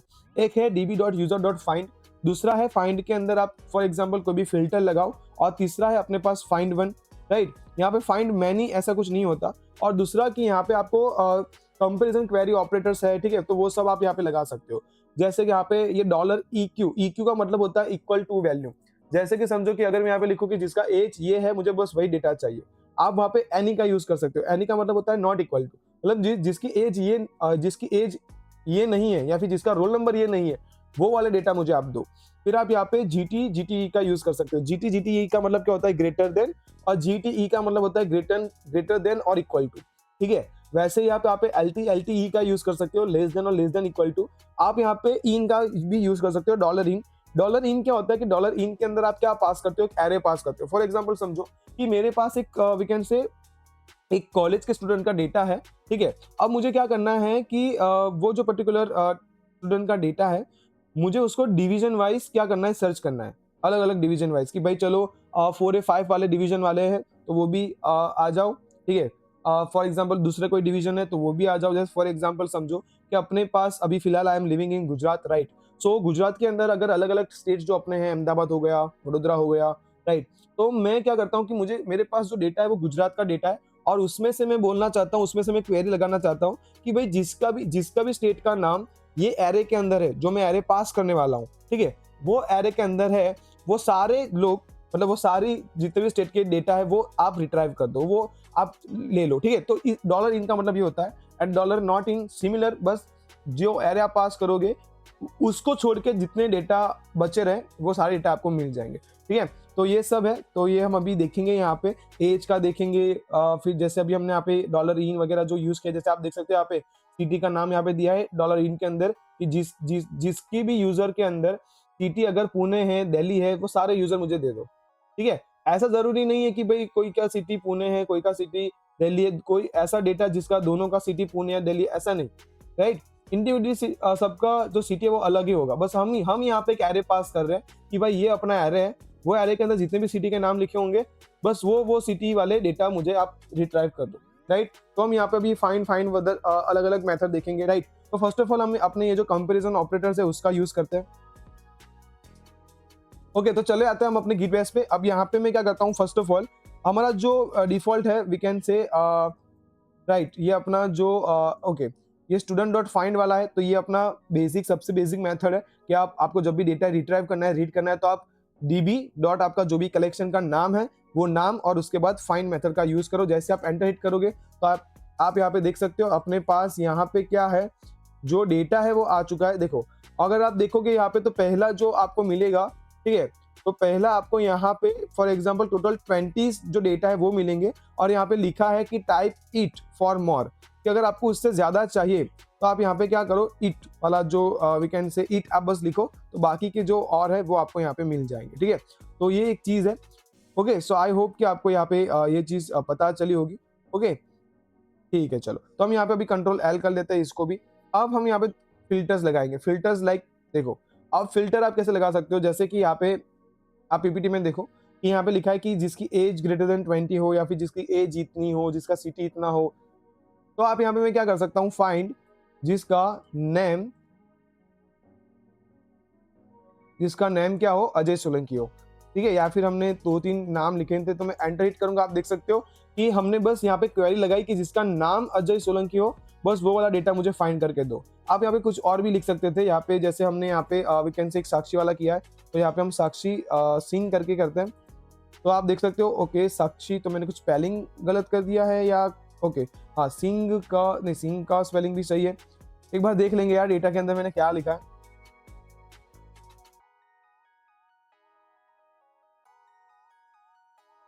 ओके, तो द थिंग इज कि मैंने यहाँ पे दोनों एस कैपिटल रखे, साक्षी का एस और सिंह का भी एस। अब मैं अगर एंटर हिट करूंगा तो यहाँ पे आप देख सकते हो नाम जो है अपना साक्षी सिंह, एज 23, रोल नंबर 45, वो यहाँ पे आ चुका है, ठीक है। तो ये एक चीज है, तो अभी इसको भी मैं यहाँ पे क्लियर कर देता हूँ। तो ऐसे सिंपल अगर आप क्वेरी करना चाहो तो आप कर सकते हो।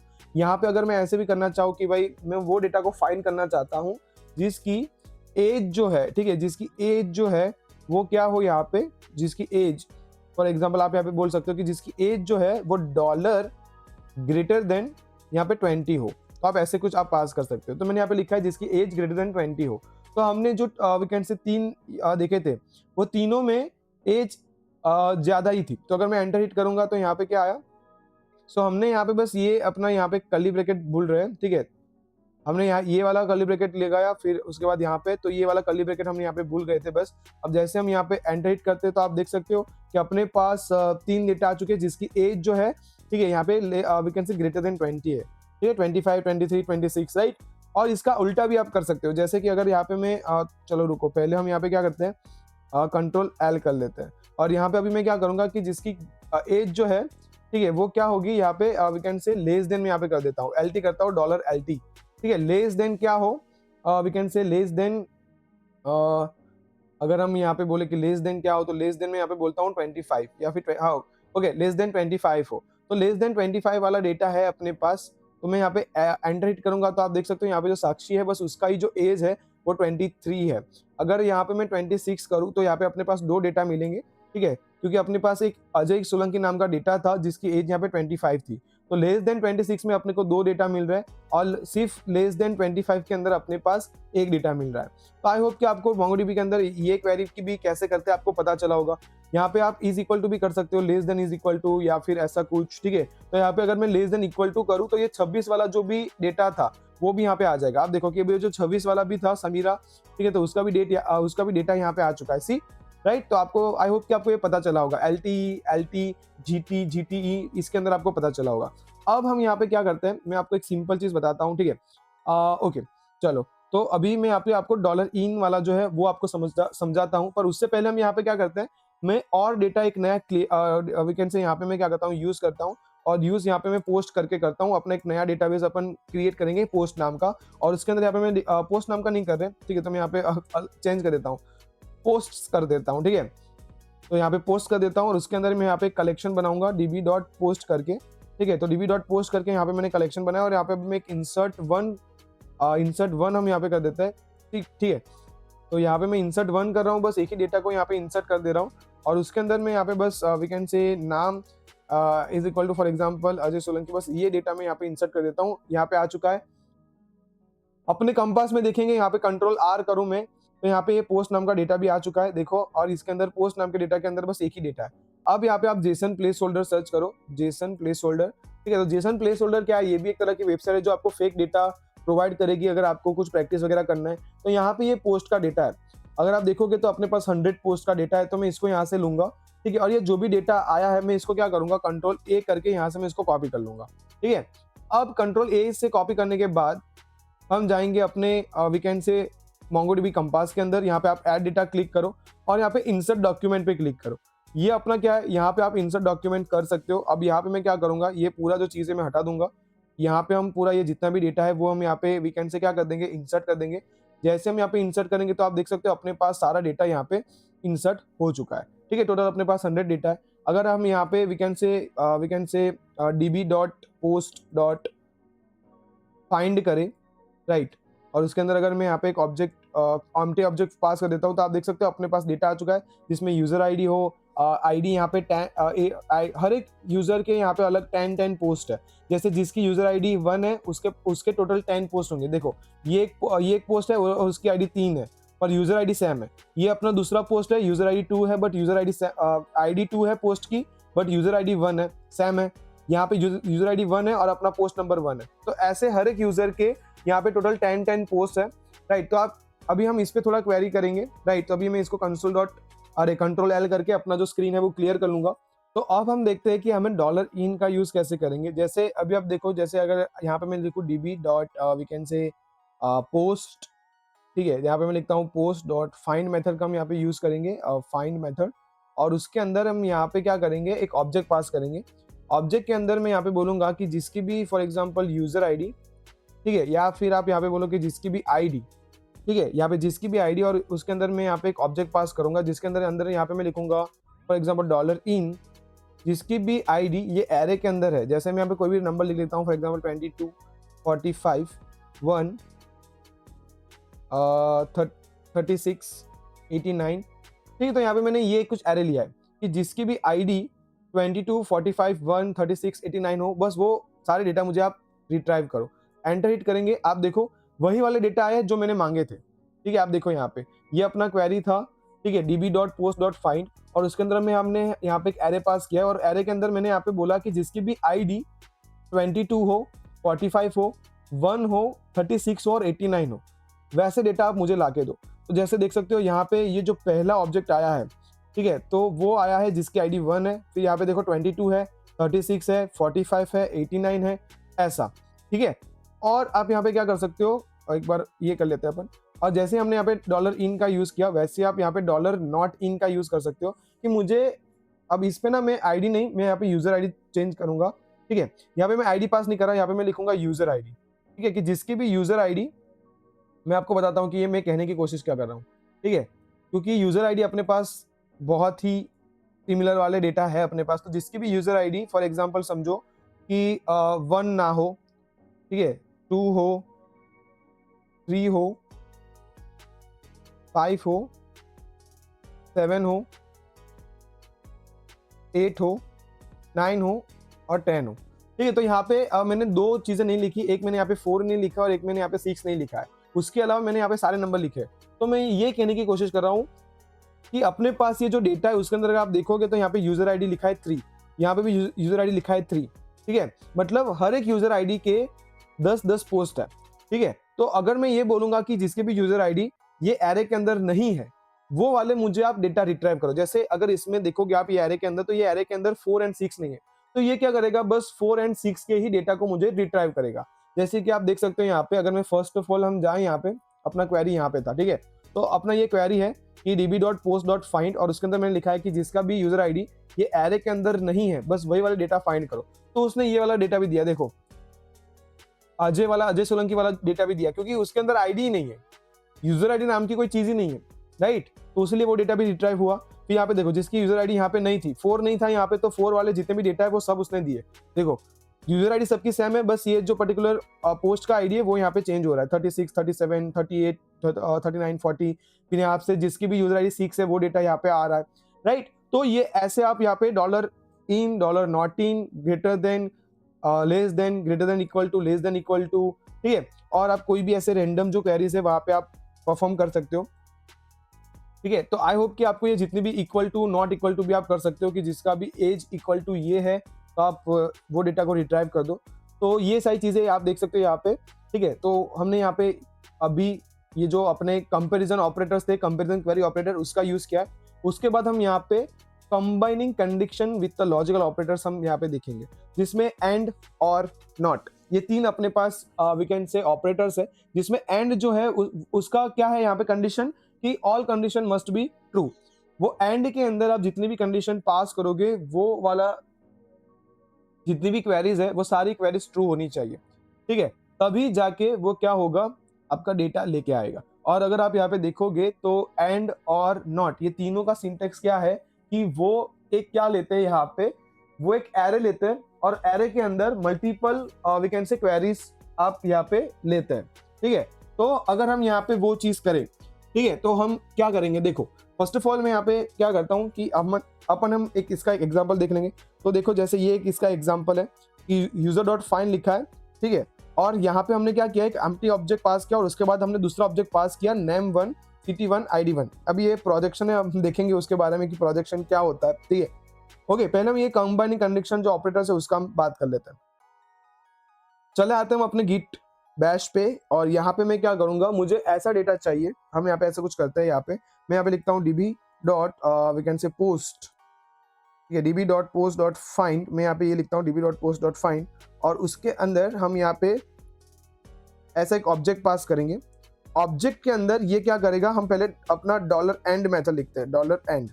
ठीक है, $end के बाद आप यहाँ पे क्या करो, ऐसे एक कॉलन पास करो। अब ऑब्जेक्ट है ना, तो $end क्या करेगा, एक एरे लेगा। अब एरे के अंदर आप यहाँ पे, ठीक है, एरे के अंदर, चलो मैं उसको ना कुछ ऐसे ही लिखता हूँ।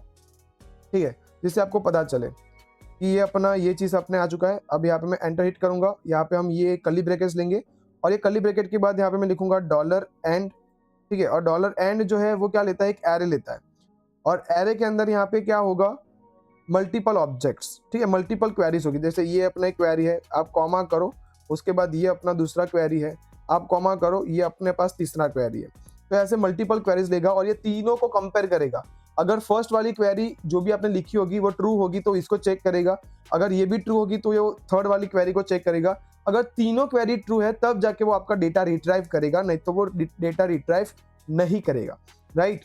तो एक बार हम यहाँ पे क्वेरी करके देखते हैं कि भाई जिसकी मैं यहाँ पे करता हूँ क्वेरी, कि जिसकी यूजर वी कैन से, जिसकी user ID if user ID we can say $= का हम यहाँ पे यूज करते हैं। If we can say if user ID, मैं यहाँ पे ये यूज करूंगा। ठीक है, if user ID is equal to, मैं यहाँ पे कर देता हूँ 8। ठीक है, तो आप डेटा को रिट्राइव करो। तो ये अपना फर्स्ट क्वेरी हो गया, कॉमा करूंगा, यहाँ पे हम दूसरा क्वेरी लिखेंगे। ठीक है, कि यूजर आईडी अगर 8 हो और इसकी आईडी, अब ये भी एक चीज है देखना यहाँ पे, अगर हम यहाँ पे देखें कि जिसकी यूजर आईडी 8 होगी ना, सी अब मैं यहाँ पे आपको दिखाता हूँ, ठीक है, जिसकी यूजर आईडी 8 होगी ना तो उसका वी कैन से उसकी जो पोस्ट आईडी है वो 75, 76, 77 मतलब 71 से लेके 80 तक होगी, राइट। तो मैं यहाँ पे लिखता हूँ कि यूजर आईडी इक्वल टू 8 हो और आईडी इक्वल टू, मैं यहाँ पे करता हूँ, और आईडी इक्वल टू क्या हो, यहाँ पे आईडी इक्वल टू क्या हो, तो आईडी डॉलर इक्वल टू 75 हो।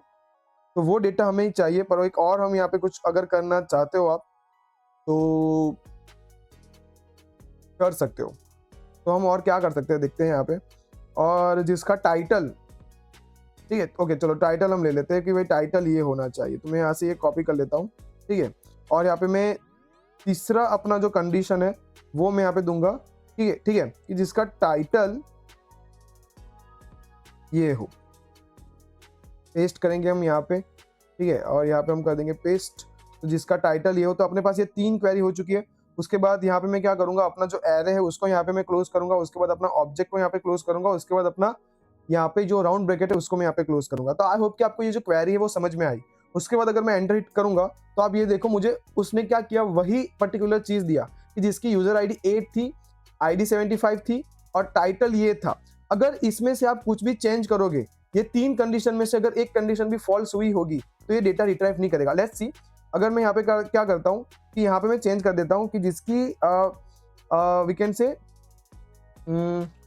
देखो, जैसे हमने बोला था कि जब भी हम यूजर आईडी को देखते हैं तो आईडी इक्वल टू 8 होना चाहिए और यूजर आईडी इक्वल टू 8 होना चाहिए, और आईडी इज इक्वल टू, अभी मैं यहाँ पे कोई भी रैंडम नंबर डालता हूँ 45, देखते हैं कि ये रिट्राइव करेगा या नहीं करेगा, क्योंकि टाइटल भी हमने यहाँ पे रखा है कि टाइटल ये होना चाहिए, आईडी ये होनी चाहिए और यूजर आईडी ये होना चाहिए। तो अगर ये तीनों में से कोई भी कंडीशन फॉल्स होगी तो ये डेटा रिट्राइव नहीं करेगा। देखो अगर मैं यहाँ से अभी एंटर हिट करूँ, ठीक है, तो आप देखना यहाँ पे जैसे मैं एंटर हिट किया, यहाँ पे उसने कुछ रिटर्न नहीं किया। क्यों कुछ रिटर्न नहीं किया? क्योंकि ये मैच ही नहीं कर रहा है। समझ में आया? ये मैच ही नहीं कर रहा है। अब उसकी जगह पे अगर मैं यहाँ पे और ऑपरेटर का यूज करूँ, और ऑपरेटर क्या करेगा कि तीनों में से कोई एक जो भी पहला हो जाएगा कंडीशन ट्रू, वो वही वाला डेटा को क्या करेगा, सबको यहाँ पे क्या करेगा, देखो इसको भी वो ये इसको एग्जीक्यूट करेगा, मतलब जिसकी भी यूजर आईडी 8 है वो सारे डेटा लेके आएगा, जिसकी आईडी 45 है उसको भी लेके आएगा, और जिसका टाइटल ये है उसको भी लेके आएगा। ठीक है, तो देखते हैं यहाँ पे कि वो किस तरह का डेटा अपने को रिट्राइव करता है। तो यहाँ पे आप डॉलर और का भी यूज कर सकते हो, ठीक है, और यहाँ पे मैं जैसे एंटर हिट करूँ तो आप देख सकते हो पहले तो उसने क्या किया कि जिसकी भी यूजर आईडी 8 थी, जैसे देखो पहले उसने क्या किया, पहले उसने क्या मैच किया, मैं आपको बताता हूँ। पहले उसने क्या मैच किया, यहाँ पे आप देखो कि यहाँ पे हमने लिखा है जिसकी आईडी 45 हो, तो यहाँ पे देखो आईडी 45 और वो वाला डेटा मुझे पहले रिट्राइव किया। ठीक है, उसके बाद उसने क्या किया कि यूजर आईडी से मैच किया कि भाई यूजर आईडी जिसकी 8 हो वो सारे डेटा दो। तो यहाँ पे जितने भी डेटा और जितने भी पोस्ट जिसकी यूजर आईडी 8 होगी वो सारे पोस्ट मुझे देंगे, वो मुझे रिट्राइव करेगा। जैसे ये देखो ये अपना यूजर आईडी 8 है, 71, 72, 73, 74, 75 और लेके पूरा 80 तक यूजर 8 जाएगा। उसके बाद क्या हुआ, उसने इसके अंदर उसने दूसरा चीज भी क्या किया, ये जो था अपना 75 वाला, ठीक है, डायग्नोसिस कुछ ऐसा कुछ डायग्नोसिस ऐसा कुछ लिख के देखा है, कोई रैंडम सा टेक्स्ट है वहां पे, तो वो अपना 75 नंबर का था आई एस, यस, ठीक है। तो उसका टाइटल भी आप देखो तो वो भी मैच करके ये डेटा को उसने रिट्राइव कर दिया, राइट। सो और ऑपरेटर कुछ ऐसे काम करता है, तीनों को वो एग्जीक्यूट करेगा, और एंड ऑपरेटर कैसे काम करता है वो भी मैंने आपको बता दिया। तो आई होप कि आपको ये लॉजिकल जो ऑपरेटर्स थे MongoDB के अंदर उसके बारे में पता चला होगा, ठीक है। तो नेक्स्ट हम देखते हैं प्रोजेक्शन के बारे में। तो प्रोजेक्शन यहाँ पे क्या होता है कि प्रोजेक्शन होता है एज अ सेकेंड आर्ग्यूमेंट आप फाइंड के अंदर दे सकते हो, ठीक है। और वो सेकेंड आर्ग्यूमेंट क्या होता है कि आपको वी कैन से क्या क्या चाहिए, ठीक है। मतलब अगर समझो कि कोई डेटा हो, जब भी हम रियल टाइम डेटाबेस की बात करते हैं तो रियल टाइम डेटाबेस के अंदर एक जो यूजर होता है, एक एम्प्लॉय होता है, जो भी आप बोलो कस्टमर, एम्प्लॉय या फिर जो भी, एक यूजर के डेटा में more than 80, more than 50, more than 100 field हो सकती है। फील्ड, मगर फील्ड का मतलब क्या होता है, देखो हमने यहाँ पे देखा, देखो ये जो यूजर आईडी है एक तरह की फील्ड है, आईडी एक तरह की फील्ड है, टाइटल भी एक तरह का फील्ड है और बॉडी भी एक तरह का फील्ड है। ऐसी मल्टीपल 100 से भी ज्यादा हो सकती है। बट समझो कि आपको क्या करना है कि आपको ये सारी की जरूरत नहीं है, आपको बस टाइटल देखना है और पोस्ट का आईडी देखना है, बाकी उसकी जो बॉडी है वो आपको नहीं देखना, ठीक है। तो आप यहाँ पे प्रोजेक्शन लगा सकते हो। प्रोजेक्शन में क्या है कि आप यहाँ पे बुलियन वैल्यू का यूज कर सकते हो 0 और 1 का, ठीक है, जिसमें क्या है कि जिस भी फील्ड पे आप 1 लगाओगे तो वो चीज आपको दिखेगी, और जिस भी फील्ड पे आप 0 लगाओगे तो वो फील्ड आपको डेटा के अंदर आई नहीं होगी। एक बार देख लेते हैं। मैं यहाँ पे कंट्रोल एल कर लेता हूँ, मैं यहाँ पे क्वेरी लगाऊंगा, फाइंड सिंपल अपना एक क्वेरी लगाते हैं। ओके ठीक है, तो यहाँ पे मैं लिखता हूँ db.post.find। तो पहला मैं यहाँ पे लिखता हूँ कि जिस भी यूजर की आईडी यहाँ पे फॉर एग्जांपल 100 हो तो वो डेटा मुझे चाहिए। और यहाँ पे अगर अभी मैं दूसरा ऑब्जेक्ट पास करूंगा, टोटल यहाँ पे 3 ऑब्जेक्ट पास होते हैं, ठीक है। दूसरे ऑब्जेक्ट में यहाँ पे होता है प्रोजेक्शन। ओके चलो मैं भी ये भी चीज में लिख के आपको बताता हूँ, तो ये आप स्क्रीनशॉट ले सकते हो, समझ सकते हो।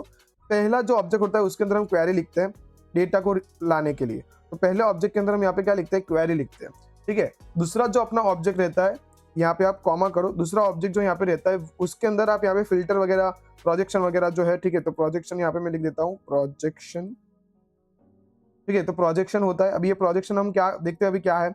और तीसरे के अंदर अलग अलग ऑप्शन होते हैं, तो यहाँ पे मैं लिख देता हूँ ऑप्शंस, राइट। तो फर्स्ट ऑब्जेक्ट के अंदर हम क्वेरी लिखते हैं फाइंड के अंदर, सेकंड ऑब्जेक्ट के अंदर प्रोजेक्शन, और थर्ड ऑब्जेक्ट के अंदर हम यहाँ पे ऑप्शन पास करते हैं।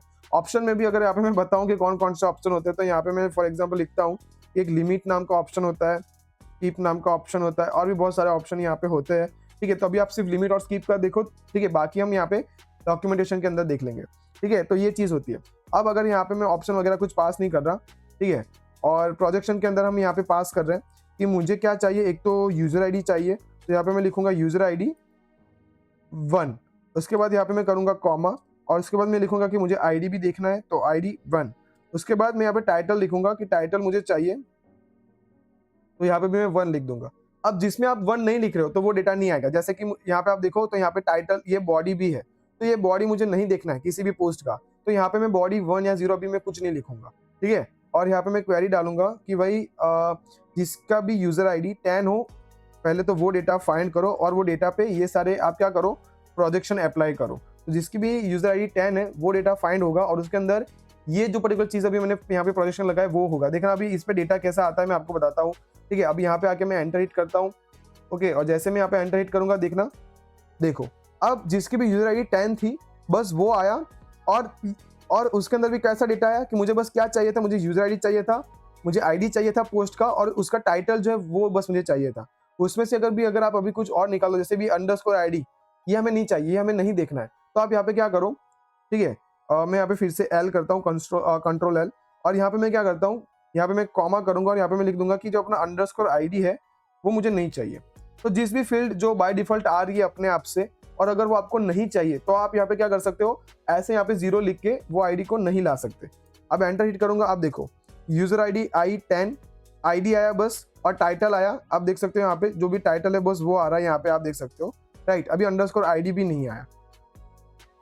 तो नेक्स्ट हम यहाँ पे देखेंगे शॉर्ट, लिमिट एंड स्किप के बारे में, ठीक है। अब शॉर्ट के अंदर आप किसी भी डेटा को जब भी वो आ रहा है तो असेंडिंग डिसेंडिंग के अंदर आप क्या कर सकते हो, उसको आप कैसे शॉर्ट कर सकते हो। अगर आपको शॉर्ट करना है असेंडिंग के अंदर तो आप 1 लिखोगे, अगर आपको डिसेंडिंग के अंदर शॉर्ट करना है तो आप -1 लिखोगे, ठीक है। तो एक बार हम यहाँ पे देख लेते हैं कि हम यहाँ पे क्या करते हैं, वही सेम चीज यहाँ पे हम करते हैं, ठीक है। और मुझे बस वो डेटा चाहिए जिसकी यूजर आईडी 10 हो, तो अपने पास वो डेटा आ चुका है, और ये अपना भी असेंडिंग फॉर्म में है, ठीक है। अब कैसे पता चला कि असेंडिंग फॉर्म में, देखो यहाँ पे जिस भी यूजर आईडी है उसका आईडी यहाँ पे 91 है, 92 है, 93 है, 94 है, 95, 90 वी कैन से, ओके, 91, 92, 93, 94, 95, 96, 97 ऐसे करके असेंडिंग फॉर्म में। अगर उसको मुझे डिसेंडिंग फॉर्म में देखना है तो यहाँ पे मैं क्या करूंगा, यहाँ पे मैं फाइंड मेथड का यूज करता हूँ, यहाँ पे मैं लिखता हूँ स्किप, ठीक है, या फिर शॉर्ट। तो यहाँ पे मैं शॉर्ट का पास करता हूँ, शॉर्ट एक मेथड है तो ऐसे मैं पास करता हूँ, और इसके अंदर यहाँ पे मैं लिखूंगा आईडी, ठीक है, और आईडी को मुझे -1 से पास करना है, मतलब डिसेंडिंग फॉर्म में। तो अभी जो 100 वाला पोस्ट होगा वो सबसे पहले आएगा, ठीक है। और चलो पहले एक बार देख लेते हैं कि ये आता कैसा है डेटा, राइट। तो यहाँ पे मैं पहले एंटर हिट करता हूँ, तो आप देखो यहाँ पे जो डेटा आया उस यूजर का डेटा है जिसकी यूजर आईडी 10 है, तो आप देख सकते हो यूजर आईडी 10 और पोस्ट का आईडी है 91, और ऐसे करते करते करते 92, 93, 94 और टिल 100 तक है।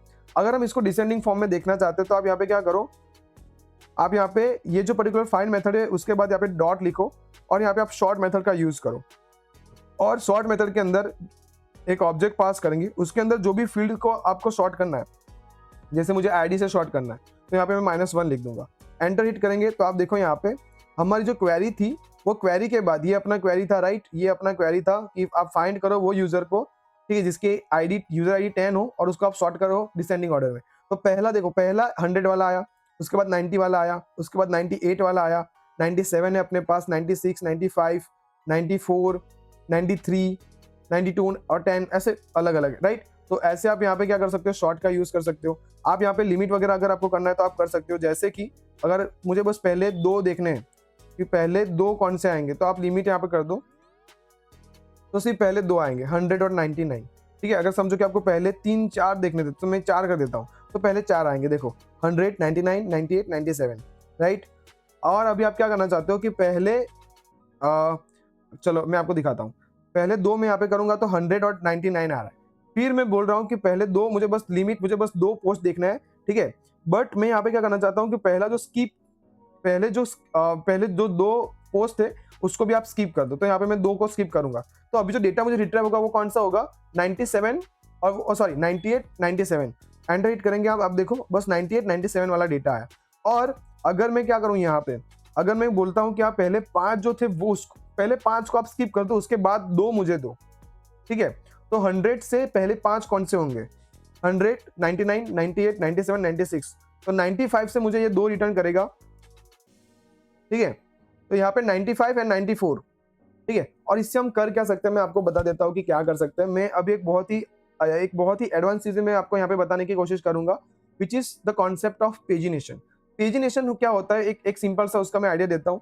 मैं यहाँ पे क्या करता हूँ कि हम क्या करते हैं, आपने देखा होगा बहुत सारी जगह पे, अगर मैं यहाँ पे, तो यहाँ पे मैं कहने की क्या कोशिश कर रहा था कि जैसे अगर आप देखो कोई ऐसी अपने पास वीकेंड से कोई जिस पे आप वीकेंड से वेब सीरीज मूवी वगैरह डाउनलोड कर सकते हो। तो जैसे ये अपना अपने पास वेबसाइट है। अब ये वेबसाइट के अंदर आप देखोगे तो पहले 1 2 3 4 5, right, and 1 2 we can say 3 after then 4, okay, and 5, right. So ये क्या कर रहा है कि फर्स्ट पेज पे ये आपको टोटल 25 मूवीज या वेब सीरीज का लिस्ट जो है आपको दे रहा है। उसके बाद अगर आप यहाँ पे सेकंड बटन पे, अगर आप सेकंड पेज पे आप क्लिक करोगे या फिर यहाँ पे आप नेक्स्ट बटन पे क्लिक करोगे, तो ये क्या करेगा कि ये जो पर्टिकुलर पहली जो 25 मूवीज थी या फिर जो भी आपका पहला 25 डेटा है उसको ये स्किप कर देगा, और उसके बाद का जो 25 डेटा है बस वही आपको रिट्राइव करेगा। जैसे अगर मैं यहाँ पे सेकंड पेज पे क्लिक करूँ तो आप देखो यहाँ पे आ चुका है पेज, और यहाँ पे लिखा है 2, और पेज 2 पे आप देख सकते हो यहाँ पे दूसरी मूवीज है, दूसरा जो पर्टिकुलर चीज है वो यहाँ पे आ गई। अब यहाँ पे अगर मैं 3 पे क्लिक करूंगा तो 3 पे जाएगा। तो इससे होगा क्या,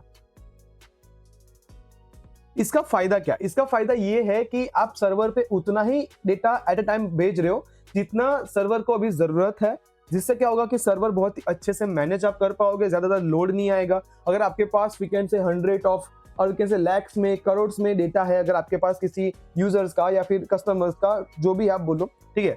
बट अगर पहले यूजर को बस पहले जो 10 यूजर थे या फिर जो भी है, ठीक है, वही आप दिखवाना चाहते हो, फिर जब वो नेक्स्ट पे क्लिक करेगा तो बाकी के जो 10 है उसका आप दिखवाना चाहते हो, तो यहाँ पे हम ये लिमिट और स्किप का जो कॉन्सेप्ट बहुत ही अच्छी तरीके से यूज कर सकते हैं। कैसे कि यहाँ पे मैं करता हूँ फाइंड के अंदर अभी मैं कोई क्वेरी नहीं लगा रहा, मतलब सारा डेटा आएगा, ठीक है। अब यहाँ पे मैं कर रहा हूँ फर्स्ट ऑफ ऑल लिमिट, और लिमिट के अंदर मैं बोल रहा हूँ कि पहले मुझे सिर्फ वीकेंड से 10 डेटा चाहिए, ठीक है। और हर बार ये क्या करेगा, स्किप करेगा, ठीक है। अब स्किप क्या करेगा, फॉर एग्जाम्पल देखो, जब हम पहले पेज पे थे, मूवी वाले वेबसाइट पे आता हूँ वापस, ठीक है, देखो ये अपना, और यहाँ पे यूआरएल में भी देखना, तो मैं आपको ये थोड़ा एपीआई का भी बता दूंगा कि एपीआई में भी इसको कैसे करते हैं, राइट। तो अगर आप देखोगे यहाँ पे, अभी हम जब पहले पेज पे है, मेन लैंडिंग पेज पे, तो यहाँ पे पेज वगैरह कुछ लिखा नहीं है, राइट। तो यहाँ पे हम क्या करते हैं कि फाइंड करते हैं, पहले 10 एंट्रीज आएगी और 0 स्किप होगा। तो अगर मैं एंटर हिट करूं तो अपने पास पहले जो 10 वीकेंड से थे अपने पास पोस्ट, वो यहाँ पे आ चुके हैं, पहले 10 पोस्ट यहाँ पे अपने पास आ चुके हैं, ठीक है। पहले 10 पोस्ट देखो, जिसकी यूजर आईडी 1 हो वैसे लेके यहाँ तक 9 तक आ चुका है, ठीक है। ये पहला अपना हो गया पहला पेज। अब जब कोई भी यूजर ये पर्टिकुलर बटन 2 पे क्लिक करेगा, यहाँ पे ऐसे नेक्स्ट पे क्लिक करेगा, तो आप देखना यहाँ पे क्या हो रहा है, यहाँ पे यूआरएल पे ऐसा पेज 2 लिख के आ रहा है। तो ये हो क्या रहा है, ये क्या कर रहा है, फॉर एग्जांपल समझो कि यहाँ पे आपकी लिमिट जो थी उससे स्किप को मल्टीप्लाई कर दे रहा है। कैसे, देखो कि पहले आप क्या करो कि जो भी आपका पेज है, पहले आपका लिमिट 10 है, ठीक है। अब ये क्या करेगा, हर बार जैसे आप नई पेज को क्लिक कर रहे हो, ये लिमिट बाई वो करेगा कि आपने कितनी बार वीकेंड से क्लिक किया। फॉर एग्जाम्पल कोई आप आई की वैल्यू ले लो या ऐसा कुछ ले लो, ठीक है। तो जब कोई बंदा वो सेकंड वाले बटन पे क्लिक करता है तो वो आई की वैल्यू इंक्रीमेंट हो रही है। फॉर एग्जाम्पल अगर इनिशियल आई की वैल्यू 0 थी तो आप सेकंड टाइम जब आप क्लिक करोगे तो आई की वैल्यू 1 हो जाएगी। तो आप यहाँ पे क्या करोगे, लिमिट सॉरी यहाँ पे आप क्या करोगे, अरे भाई हाँ, यहाँ पे आप क्या करोगे, लिमिट और limit we can say multiply by जो भी आपका आई है वो, ठीक है। तो फर्स्ट क्वेरी के अंदर आई की वैल्यू 0 थी तो limit is equal to limit multiply by 0, मतलब 10 मल्टीप्लाई बाई 0 0 ही होगा। बट नेक्स्ट टाइम जब यूजर ने सेकंड बटन पे क्लिक किया या फिर नेक्स्ट बटन पे क्लिक किया तो उस time limit multiply by I की वैल्यू हम क्या कर देंगे, जब भी कोई यूजर नेक्स्ट बटन पे क्लिक करता है तो हम आई की वैल्यू को इंक्रीमेंट कर रहे हैं बाई 1। जैसे कि यहाँ पे अभी 1 हो गया तो 10 मल्टीप्लाई बाई 1, तो 10 मल्टीप्लाई बाई 1 क्या हो जाएगा, 10 हो जाएगा। तो ये क्या करेगा कि पहले जो 10 एंट्रीज हमारे पास आई थी, डॉक्यूमेंट्स आए थे, उसको वो स्किप कर देगा और उसके बाद वाले जो अपने पास 10 है वो आ जाएंगे।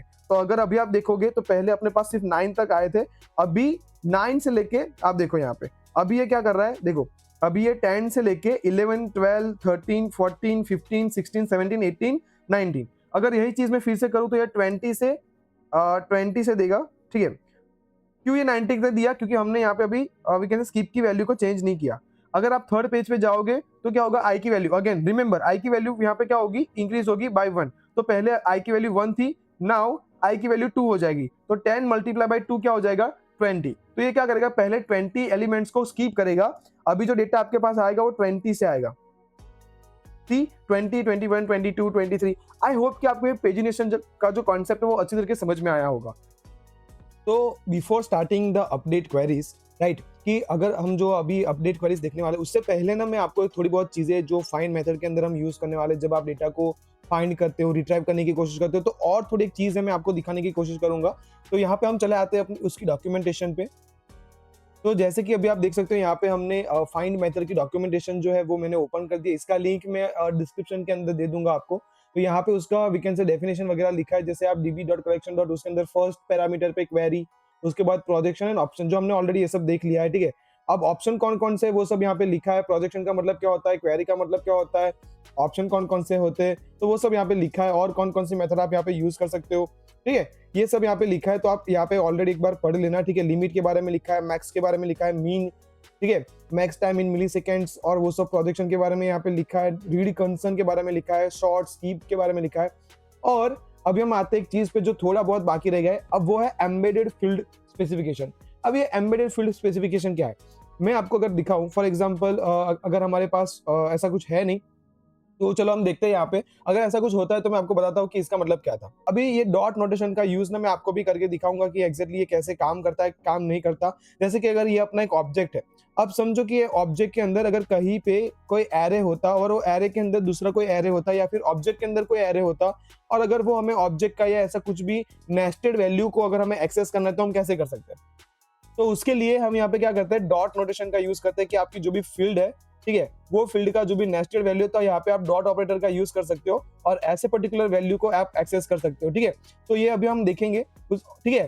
तो जब भी हम यहाँ पे अभी अपडेट का यूज करेंगे, तो अपडेट के अंदर हम यहाँ पे क्या करेंगे, फॉर एग्जाम्पल जैसे हम यहाँ पे क्या करेंगे, एक डेटा को ऐड करेंगे, अपडेट करेंगे अपन, ठीक है। तो एक बार देखते हैं कि अपडेट क्वेरीज क्या, अगर अपडेट करने के बाद मैं आपको वहाँ पे दिखाता हूँ कि कैसे हम यहाँ पे वी कैन से जो नेस्टेड या फिर एम्बेडेड फील्ड अगर आपके पास है तो उसको कैसे एक्सेस करना है, ठीक है। बाकी तो आप यहाँ पे देख सकते हो अलग अलग चीजें, राइट। जैसे कि आप यहाँ पे देख सकते हो अवार्ड्स के अंदर यहाँ पे अवार्ड स्ट्रिंग ईयर, और फिर यहाँ पे बाय ऐसा कुछ लिखा है। तो अगर अवार्ड्स के अंदर मुझे ईयर देखना है तो मैं अवार्ड्स डॉट ईयर को एक्सेस करूंगा, ठीक है। जैसे यहाँ पे नेम है तो नेम के अंदर फर्स्ट है, फिर उसके बाद लास्ट है, ठीक है। तो यहाँ पे अगर मुझे नेम का फर्स्ट मुझे अगर देखना है तो यहाँ पे मैं क्या करूंगा, नेम डॉट फर्स्ट को अगर मैं यहाँ पे फाइंड कर सकता हूँ। तो ऐसे भी आप यहाँ पे क्या कर सकते हो, एक्सेस कर सकते हो। तो ये सारी चीजें यहाँ पे लिखी है, एग्जाम्पल के साथ लिखा है। जैसे देखो यहाँ पे नेम डॉट लास्ट लिखा है कि नेम डॉट लास्ट अगर ऊपर हो तो आप वो पर्टिकुलर डेटा को फाइंड करके लेके आओ, तो आप ऐसे भी एक्सेस कर सकते हो। तो ये सारी चीजें इसके अंदर लिखा है। तो आई होप कि आप ये सब पूरा प्रैक्टिस करो, देखो मैं इसका लिंक आपको दे दूंगा। तो अभी हम देखने वाले हैं find method, we can say update method के बारे में। तो यहाँ पे अपडेट के लिए अपने पास update many, update one methods होती है। तो एक बार देख लेते हैं अपने पीपीटीज पे, ठीक है। तो अपडेट वन पहला होता है modify a single document. Update one जो होता है वो क्या करता है कि जो भी आप वहाँ पे वैल्यूज वगैरह दोगे चेंज करने के लिए, ठीक है, तो वो क्या करेगा, फाइंड करेगा फर्स्ट मैचिंग डॉक्यूमेंट को, जो पहला उसको मिलेगा, ठीक है, उसको वो ले लेगा। मतलब समझो कि आप क्वेरी कर रहे हो और वहां पे अगर आप लिख रहे हो कि यूजर आईडी जिसका 1 हो, तो हमने यहाँ पे देखा है कि हर एक यूजर आईडी, हर एक यूजर की 10 पोस्ट है, तो 10 पोस्ट में से उसको जो भी पहला मिला वो उसको अपडेट कर देगा, ठीक है। तो ऐसे हम अपडेट 1 देखते हैं पहले। तो अगर आप यहाँ पे डॉक्यूमेंटेशन पे जाओ वापस और यहाँ पे आप अपडेट 1 पे क्लिक करो, ठीक है, तो ये सब अपडेट 1 की यहाँ पे आ जाएगा। देखो अब अपडेट 1 का जो सिंटेक्स होता है ये कुछ ऐसा होता है कि यहाँ पे आप अपडेट 1 कलेक्शन, फिर यहाँ पे अपडेट 1 करके पहला पास कर सकते हो फिल्टर, उसके बाद आपको वो ऑब्जेक्ट पास करना है जो आपको अपडेट करना है, ठीक है, और यहाँ पे आपको ऑप्शन पास करना है। फिल्टर मतलब आपको कौन सी फील्ड से या फिर कौन सी चीज से आप पहले फाइंड करना चाहोगे, ठीक है, और वो फिल्टर आप यहाँ पे लिखोगे, फिर उसके बाद यहाँ पे आपको जो भी अपडेट करना है वो लिखोगे और बाकी सारे जो ऑप्शन है आप वो लिखोगे। तो सिंटेक्स आपको आई होप कि आपको समझ में आ गया होगा। और सिंटेक्स अगर आप थोड़ा और डिटेल में पढ़ना चाहोगे तो यहाँ पे अपसर्ट आता है, राइट कंडीशन आता है, एरे फिल्टर्स वगैरह आता है, और यहाँ पे लिखा भी है कि फिल्टर, अपडेट, ये सब क्या होता है, ठीक है, और अपसर्ट क्या होता है, राइट कंसर्न क्या होता है, ये सब। और इसके आउटपुट पे तौर पे आपको यहाँ पे एक वी कैन से एक ऑब्जेक्ट मिलता है, ठीक है, वो ऑब्जेक्ट के अंदर लिखा आता है भाई कि कितने, देखो, और वो रिटर्न क्या करता है, वो एक ऑब्जेक्ट रिटर्न करता है जिसके अंदर मैच काउंट लिखा होता है, मॉडिफाइड काउंट लिखा होता है, अपसर्टेड आईडी लिखा होता है एंड अपसर्टेड काउंट लिखा होता है, और एक्नॉलेज लिखा होता है एज अ ट्रू अगर उसने अपडेट किया होगा तो।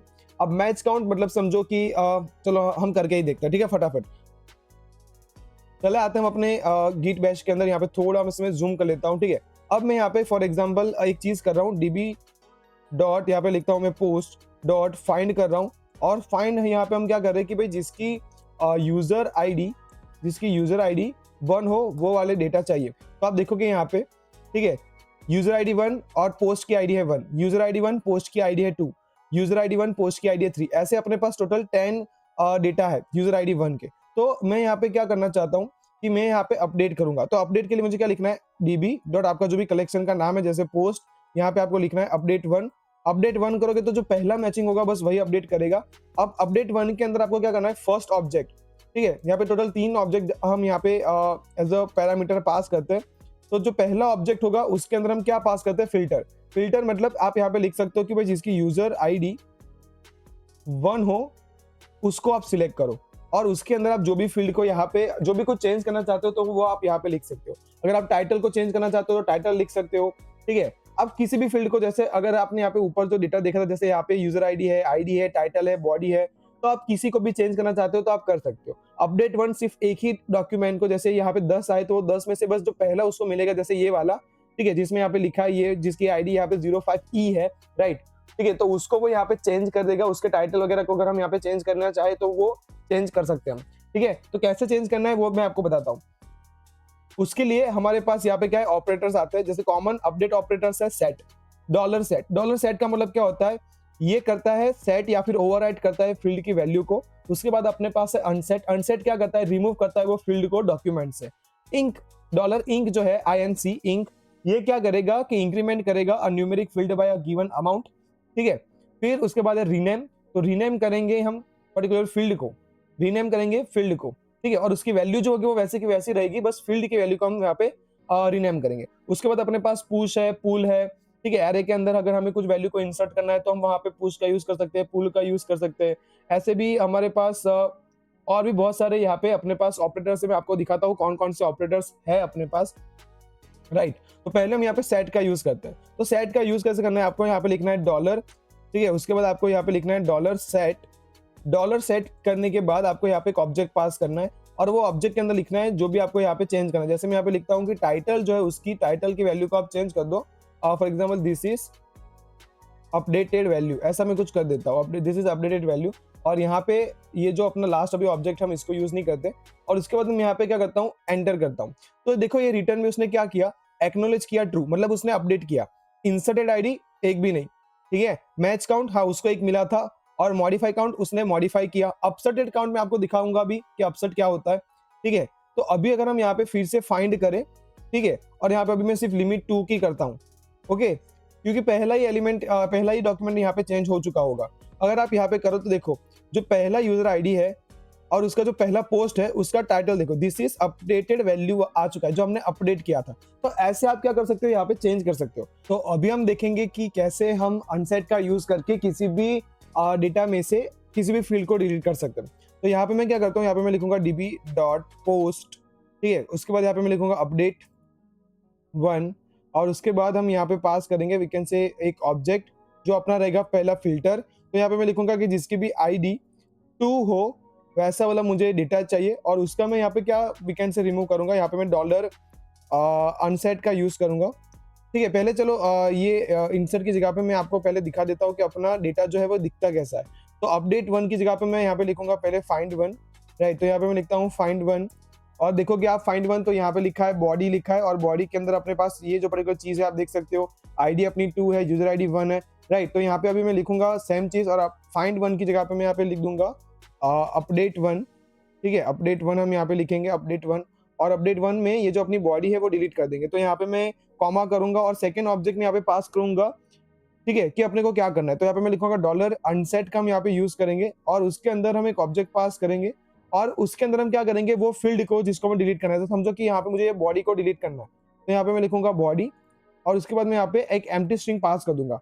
जैसे हम यहाँ पे एंटर इट करेंगे तो आप देख सकते हो यहाँ पे एक्नॉलेज ट्रू आ चुका है, इंसर्टेड ID नल आ चुका है, मैच काउंट आ चुका है, मॉडिफाइड काउंट। और अभी अगर हम यहाँ पे फाइंड 1 करें और जिसमें ID 2 था उसको फाइंड करें, तो अभी आप देख सकते हो यहाँ से ये जो बॉडी वाली फील्ड थी वो यहाँ से क्या हो गई, डिलीट हो चुकी है।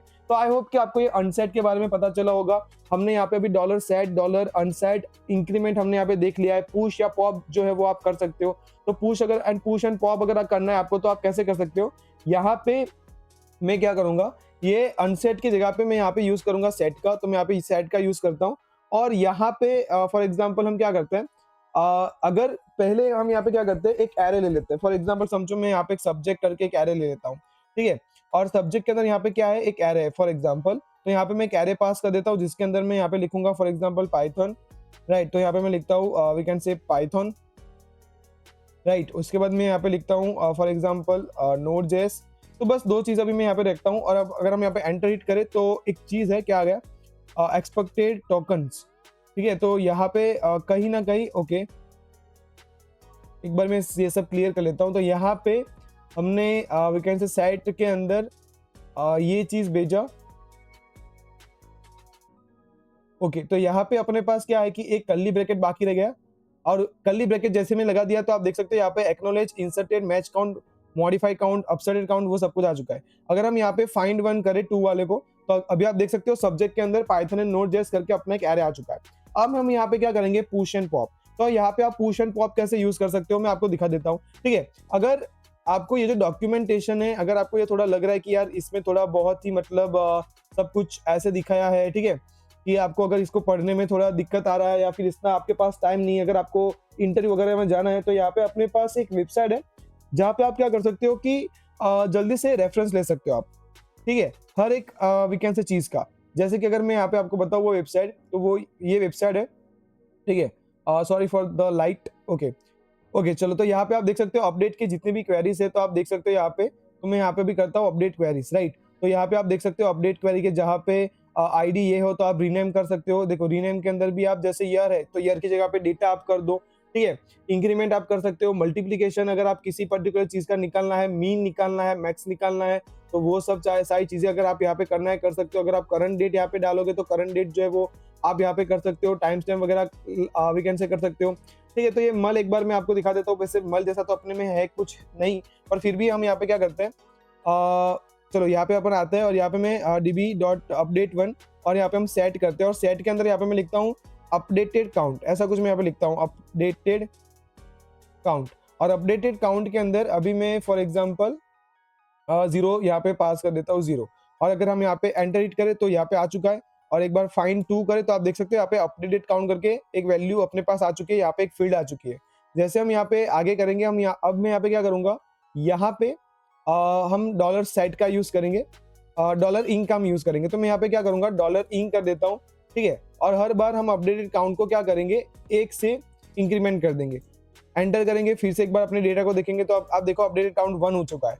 फिर से आप वही क्वेरी को आप रन करो, और अभी आप updated we can say find करो तो अपडेटेड काउंट 2 हो चुका है। तो अभी अगर आपको ये उसको आपको मल्टीप्लाई करना है किसी वैल्यू से, तो आप वो कैसे कर सकते हो? देखो, अब यहाँ पे आपको क्वेरी लिखनी है अपडेट 1 के अंदर, और उसकी जगह पे आपको यहाँ पे क्या पास करना है? देखो, मल पास करना है एक तो, और मल्टीप्लिकेशन के अंदर यहाँ पे आप कोई भी वैल्यू को पास कर सकते हो कि क्वांटिटी को 2 से मल्टीप्लाई कर दो, प्राइस जो है उसको ऐसे मल्टीप्लाई कर दो, लाइक दिस।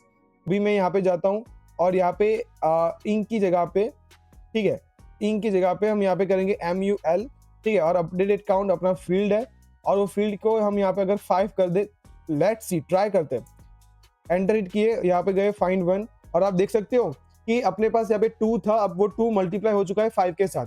अभी अगर अपने पास 10 है तो 10 मल्टीप्लाई हो जाएगा 5 के साथ। फिर से देखते हैं, ठीक है। तो यहाँ पे अगर मैं फिर से अपडेटेड काउंट को 5 से मल्टीप्लाई करूँ तो 50 आना चाहिए, और अगर अपना आउटपुट देखे तो अभी वो 50 आ चुका है। तो ऐसे ही आप यहाँ पे मीन निकाल सकते हो, मैक्स निकाल सकते हो, ठीक है। अभी ये जो पर्टिकुलर वेबसाइट है वो भी मैंने आपको दिखा दिया, ये quickref.me, MongoDB आप लिखोगे तो ये सारी वेबसाइट आ जाएगी।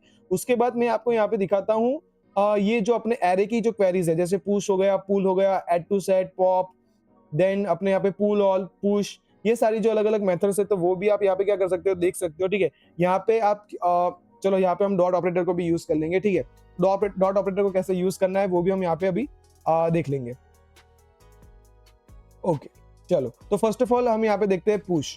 तो पुश में आप यहाँ पे डॉलर ईच वगैरह का भी आप यूज कर सकते हो। बहुत सारी हमारे पास यहाँ पे अलग अलग मेथड होती है। एक बार हम यहाँ पे जाए, ठीक है, और यहाँ पे अगर आप यहाँ पे we can say dollar push या ऐसा कुछ लिखो, तो यहाँ पे भी नहीं है, तो सीधा आप यहाँ पे सर्च कर सकते हो डॉलर पुश के बारे में। जैसे आप डॉलर पुश के बारे में सर्च करोगे, राइट, तो यहाँ पे जो भी डॉलर पुश के बारे में लिखा होगा कि उसको कैसे यूज कर सकते हो, नहीं कर सकते, वो सारी पोस्ट यहाँ पे आ जाएगी, ठीक है। तो आप यहाँ पे अपडेट ऑपरेटर के अंदर आप यहाँ पे क्लिक करो, और यहाँ पे भी पुश की जितनी भी चीजें, जैसे पुश करो फील्ड 1 वैल्यू, और ऐसे आप यहाँ पे कर सकते हो, ठीक है। फील्ड 1, फील्ड 2, ऐसे आप यहाँ पे ऑपरेटर जो है वो पूरा पास कर सकते हो। ये उसका सिंटेक्स है। तो अगर ये सिंटेक्स के हेल्प से अगर हम यहाँ पे पुश करें तो कैसा दिखेगा, मैं आपको दिखा देता हूँ। यहाँ पे हम फाइंड 1, अपडेट 1 करते हैं, और चलो पहले मैं ये सब क्लियर कर देता हूँ। और यहाँ पे हम क्या करेंगे, अभी पुश का यूज करेंगे, तो यहाँ पे मैं यूज करता हूँ पुश, ठीक है। और पुश के अंदर हमारी जो भी एरे फील्ड है, जैसे हमारा जो फील्ड था वो था सब्जेक्ट, राइट। एक बार देख लेते हैं यहाँ पे क्या है।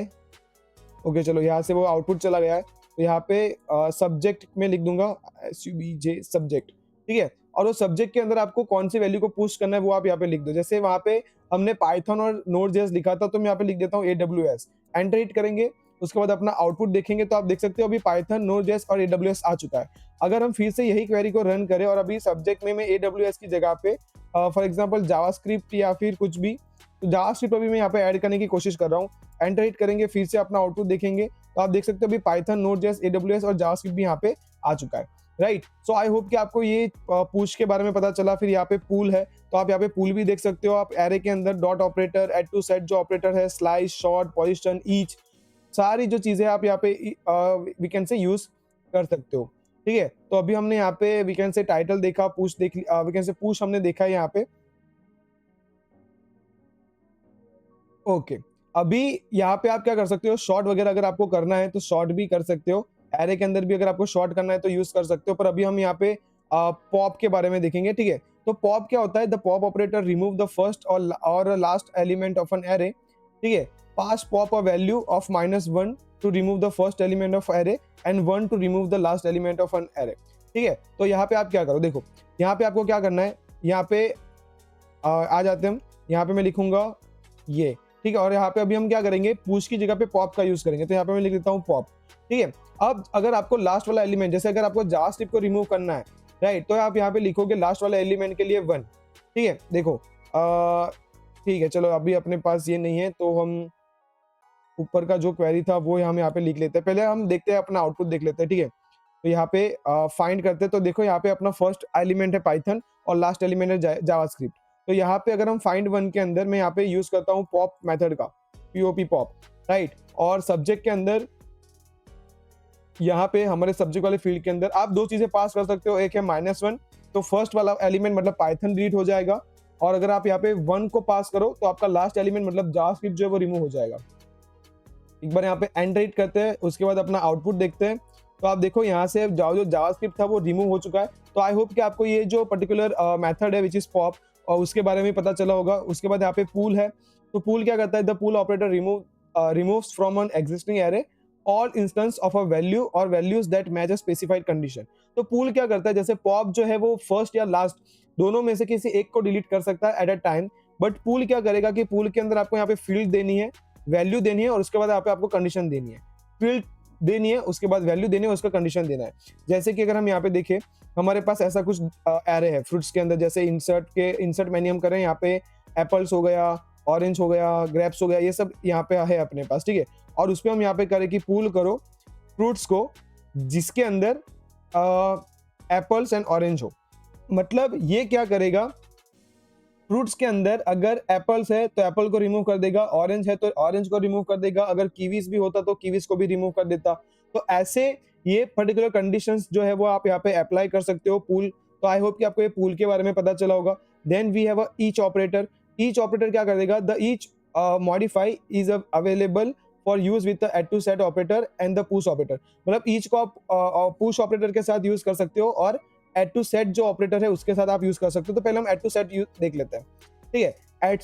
एड टू सेट है, the add to set operator add a value to an array unless the value is already present, ठीक है। अगर वो वैल्यू पहले से प्रेजेंट है, ठीक है, तो वो ऐड नहीं करेगा। In which case we can say add to set does nothing to that array. अगर वैल्यू ऑलरेडी प्रेजेंट है पहले से, राइट, तो वो ऐड नहीं करेगा। अगर वैल्यू नहीं है तभी वो ऐड करेगा, ठीक है। तो एक बार हम यहाँ पे देख लेते हैं उसका भी आउटपुट, ठीक है। देखो जैसे ये यहाँ पे एड टू सेट लिखना है फील्ड 1 और उसकी जो भी वैल्यू है वो आपको लिखनी है, ठीक है। अब जैसे अगर आप यहाँ पे देखोगे तो यहाँ पे एक अपने पास डेटाबेस है, ठीक है, और उसके अंदर यहाँ पे आईडी लिखा है और कलर्स हमने यहाँ पे लिखे हैं ब्लू ग्रीन और रेड। उसके बाद हम यहाँ पे कलर्स कर रहे हैं, कुछ ऐसा कुछ मॉव करके कुछ कलर है, ठीक है। तो हम यहाँ पे उसको एड टू सेट करें तो ये ऐड कर देगा, अगर नहीं है तो एक बार हम देखते हैं यहाँ पे, ठीक है। यहाँ पे आते हैं, अपडेट 1 करते हैं। अपडेट 1 के अंदर यहाँ पे मैं यूज करूंगा add to set, I guess T capital में है, एक बार देख लेते हैं। Add to set, okay sorry for that, ठीक है। अपना जो टी है शायद वो कैपिटल में है, okay sorry. Add to set एक बार देख लेते हैं हम यहाँ पे, राइट। तो ओके एड टू सेट, तो एस भी कैपिटल में, okay. So add to set, okay. और एड टू सेट के अंदर हम यहाँ पे सब्जेक्ट के अंदर ऐड करना चाहेंगे। फॉर एग्जांपल फिर से हम यहाँ पे जावास्क्रिप्ट की जगह पे अभी हम जावा को ऐड करते हैं, ठीक है। और यहाँ पे मैं एंटर हिट करता हूँ, उसके बाद हम अपना जो आउटपुट है वो देखेंगे। तो आप देख सकते हैं यहाँ पे जावा आ चुका है।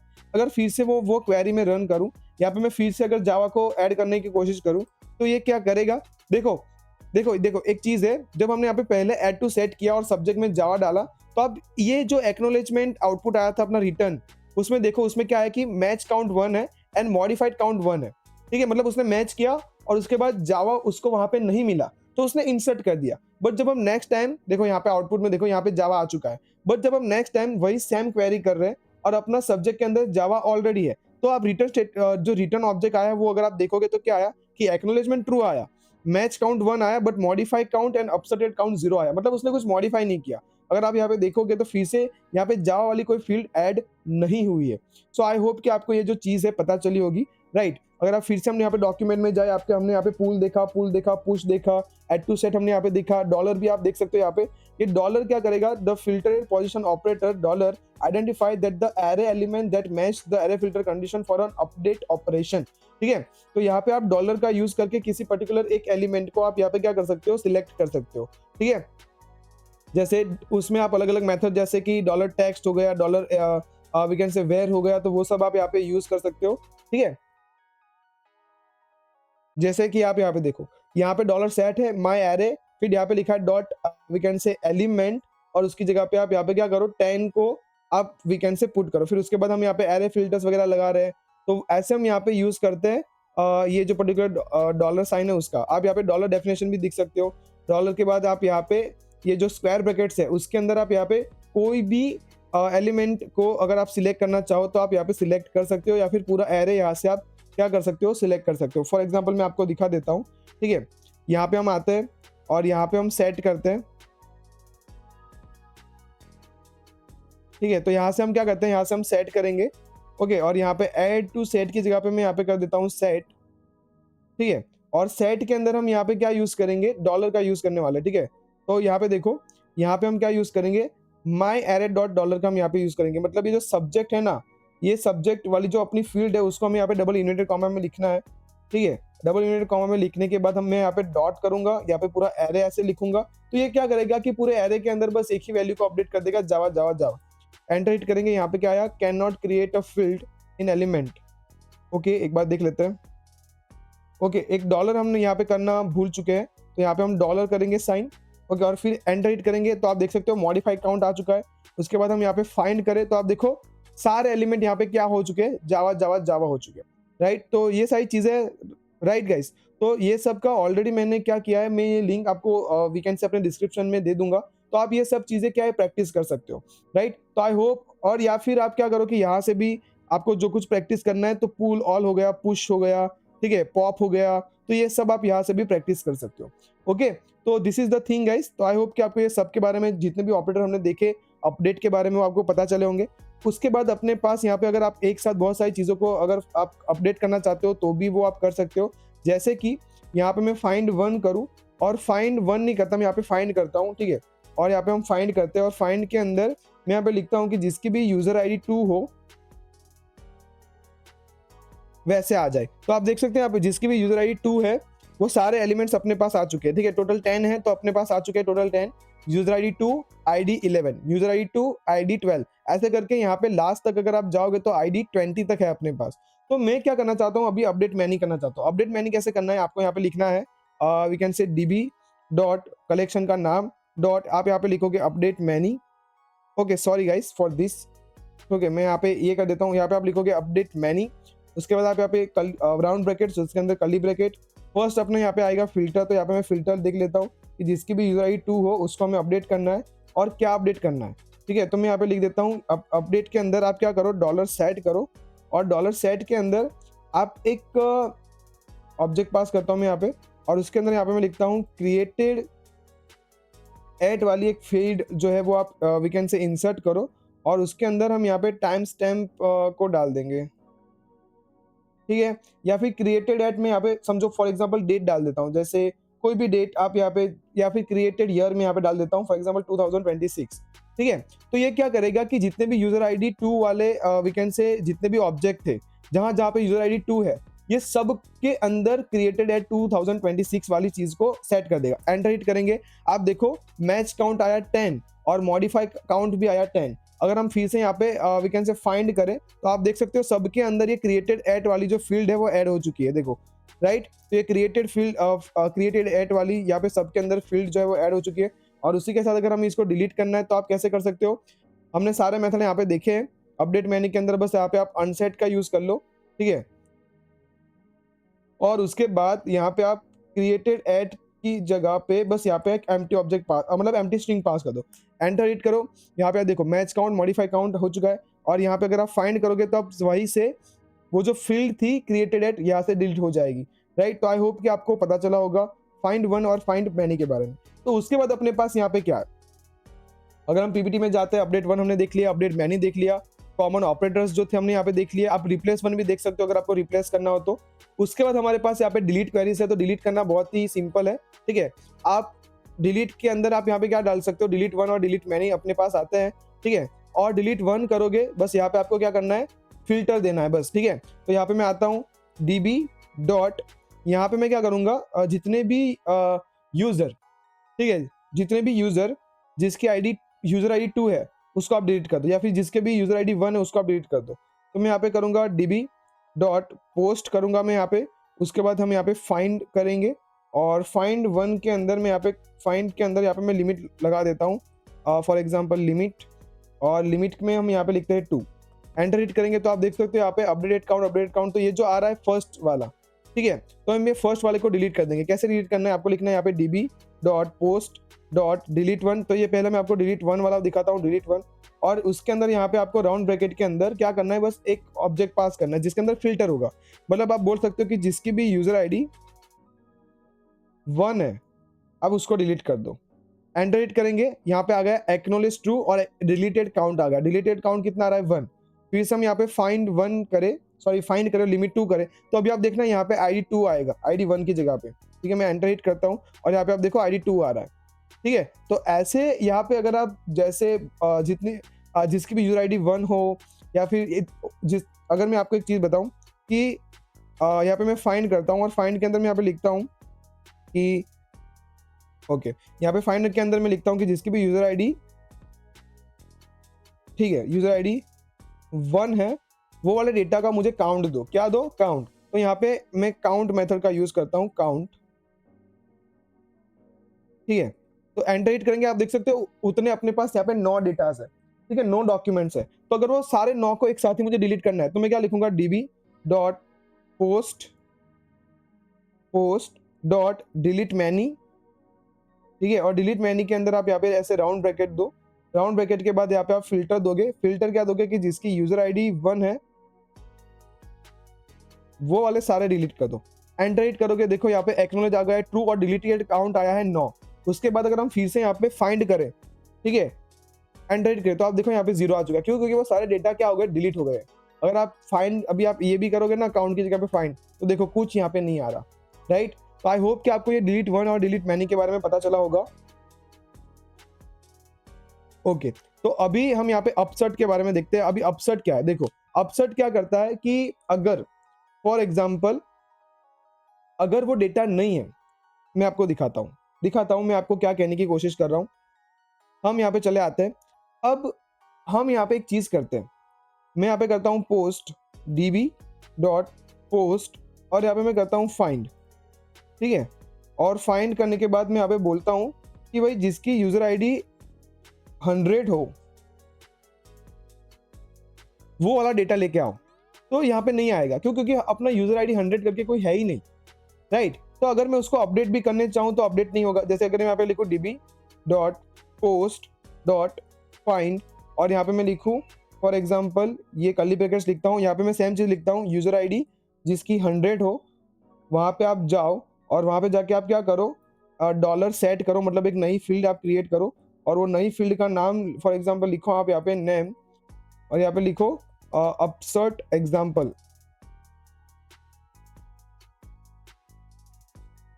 ठीक है। अपसर्ट एग्जाम्पल करके मैं यहाँ पे एंटर हिट कर रहा हूँ। तो यहाँ पे देखा क्या आया, फील्ड पाथ नेम में not start with dollar consider using get. अच्छा, ये तो अभी हम ये अपने पास अभी क्या है, एक एरर है, ठीक है। क्यों? क्योंकि अभी इसको ये मिला ही नहीं है, लोकेशन वाला कुछ अभी एरर आया, ठीक है। तो सेट फील्ड वगैरह अभी चलेगा नहीं क्योंकि यूजर आईडी 100 यहाँ पे क्या करता है। ओके ओके ओके, एक चीज है यहाँ पे, क्योंकि हमने यहाँ पे चेंज नहीं किया, सॉरी। ओके, ये मेरे ध्यान में नहीं रहा। यहाँ पे हमें लिखना है अपडेट 1, अपडेट 1 किए, एंटर हिट किए। आप देखो यहाँ पे एक्नॉलेज आया ट्रू, इंसर्टेड आईडी नल, उसको मैच भी नहीं हुआ कहीं, तो मैच काउंट 0 आया, मॉडिफाइड काउंट भी 0 आया और अपडेटेड काउंट भी 0 आया, ठीक है। तो इसी जगह पे अगर आप यहाँ पे देखो, यहाँ पे हमने फर्स्ट क्या पास करते हैं, फर्स्ट ऑब्जेक्ट के अंदर हम क्या पास करते हैं, फर्स्ट ऑब्जेक्ट के अंदर हम फिल्टर पास कर सकते हैं और यहाँ पे आप बहुत सारे फिल्टर्स आप पास कर सकते हो, ठीक है। यहाँ पे सेकंड ऑब्जेक्ट में हम यहाँ पे क्या पास करते हैं, अपडेट का, कि आपको क्या अपडेट करना है, ठीक है, वो पास। और मैंने आपको बोला था यहाँ पे कि थर्ड हमारे पास ऑप्शंस होते हैं, तो वो ऑप्शंस के अंदर यहाँ पे आप लिख दो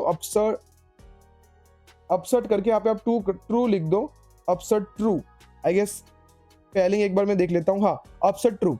तो अगर यहाँ पे मैं अपसर्ट ट्रू लिख दूं तो ये क्या करेगा कि अगर उसको ये यूजर आईडी 100 वाला कोई पर्टिकुलर यूजर नहीं मिला तो ये क्या करेगा, एक नया डॉक्यूमेंट क्रिएट करेगा विद द यूजर आईडी 100 और उसके अंदर ये फील्ड भी क्रिएट कर देगा नेम वाली। देखते हैं करके, यहाँ पे मैं जाता हूँ, एंटर हिट करता हूँ। अभी आप देखो कि अभी एक्नॉलेजमेंट आया ट्रू और इंसर्टेड आईडी भी आ गई, क्योंकि हमने एक नया ऑब्जेक्ट, नया डॉक्यूमेंट क्रिएट किया है। मैच काउंट आया 0, मॉडिफाइड काउंट आया 0, बट अपसर्ट काउंट आ गया 1।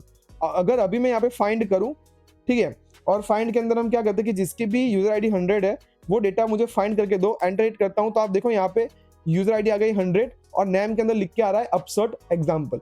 सो आई होप कि आपको ये अपसर्ट के बारे में भी पता चला होगा कि अपसर्ट क्या है क्या नहीं है, ठीक है। सिंपल सा है कि जब भी आप यहाँ पे अपडेट वगैरह करते हो तो अगर यहाँ पे जो आप फिल्टर डालोगे और वो फिल्टर के हिसाब से अगर डेटा नहीं मिला तो आप क्या करने की कोशिश कर रहे हो कि अगर ये डेटा नहीं मिला तो ये जो भी मैं यहाँ पे अपडेट करने की कोशिश कर रहा हूँ उसको लेके, मतलब उसका यूज करके आप एक नया डॉक्यूमेंट ही बना दो, राइट। तो अपसेट का मतलब ये होता है। अगर हम यहाँ पे देखें तो करोड़ ऑपरेशन हमने यहाँ पे देख लिया, एक बार थोड़ा ग्लेंस ले लेते हैं उस पे कि इंसर्ट 1 के अंदर हम डॉक्यूमेंट लेते हैं, इंसर्ट मैनी के अंदर एक एरे जाता है, इंसर्ट 1 के अंदर ऑब्जेक्ट जाता है एक सिंगल ऑब्जेक्ट और इंसर्ट मैनी के अंदर एरे ऑफ ऑब्जेक्ट जाता है, मतलब मल्टीपल ऑब्जेक्ट्स का एक एरे होता है, ठीक है। फिर फाइंड के अंदर आप फिल्टर लगाते हो, फाइंड वन के अंदर भी आप फिल्टर लगाते हो, अपडेट डिलीट के अंदर अपडेट वन के अंदर फिल्टर और जो भी आपको चेंज करना है वो आप लगाते हो, अपडेट मैनी के अंदर भी आप फिल्टर और जो चेंज करना है वो लगाते हो, डिलीट वन और डिलीट मैनी के अंदर बस आप फिल्टर लगाते हो। उसके बाद ये जो सारी चीजें हैं ये हमने एक बार रिकैप कर लेते हैं कि क्या क्या ये वीडियो के अंदर हमने देखा। तो मोंगोडीबी कैसे डेटा स्टोर करता है जेसन लाइक डॉक्यूमेंट्स के अंदर, कलेक्शन ग्रुप डॉक्यूमेंट्स ये सब क्या होता है वो भी हमने देखा, insert one insert many data हमने देखा, फाइंड के अंदर हमने dollar GT in dollar and वाले जितने भी इंपॉर्टेंट ऑपरेटर्स थे वो ऑपरेटर्स देखे, प्रोजेक्शन कैसे यूज होता है वो हमने देखा, शॉर्ट लिमिट और स्कीप, ठीक है, इसका यूज करके पेजिनेशन कैसे परफॉर्म होता है वो हमने देखा, अपडेट वन अपडेट मैनी के अंदर अलग अलग जो डॉलर सेट डॉलर इंक्रीमेंट जैसे अलग अलग ऑपरेटर्स है तो वो ऑपरेटर हमने देखे, डिलीट वन डिलीट मैनी हमने देखा, अपसेट देखा कि क्या होता है क्या नहीं होता है। और उसके बाद अभी आप पूरे रेडी हो चुके हो कि आप मोंगोडीबी से कोई भी प्रोजेक्ट या फिर कोई भी चीज आप कर सकते हो, राइट। तो अगर आपको ये वीडियो पसंद आया हो, इसका कंटेंट आपको अच्छा लगा हो, आपको बहुत ही अच्छे से सारे कॉन्सेप्ट और जो भी मैंने यहाँ पे आपको सिखाया है वो समझ में आया हो, तो ये वीडियो को प्लीज लाइक कर देना, अपने दोस्तों के साथ ये वीडियो को शेयर कर देना और चैनल को भी सब्सक्राइब कर देना। और अगर आपने ऑलरेडी सब्सक्राइब कर लिया है तो आप अपने दोस्तों को बोलो और सब्सक्राइबर लाओ गाइस, क्योंकि जितने सब्सक्राइबर्स आएंगे उतना मोटिवेट हमें मिलेगा और उतने ही में ऐसे कोर्सेज जो है वो बनाते रहूंगा। अगर आपको कुछ डाउट है या फिर कुछ समझ में नहीं आया, आपके लिए कमेंट बॉक्स है, आप कोई भी रैंडम कमेंट कर सकते हो। तो मिलते हैं अपने नेक्स्ट वीडियो में जिसके अंदर हम aggregate function and bulk write के बारे में बात करेंगे। So till then bye bye guys.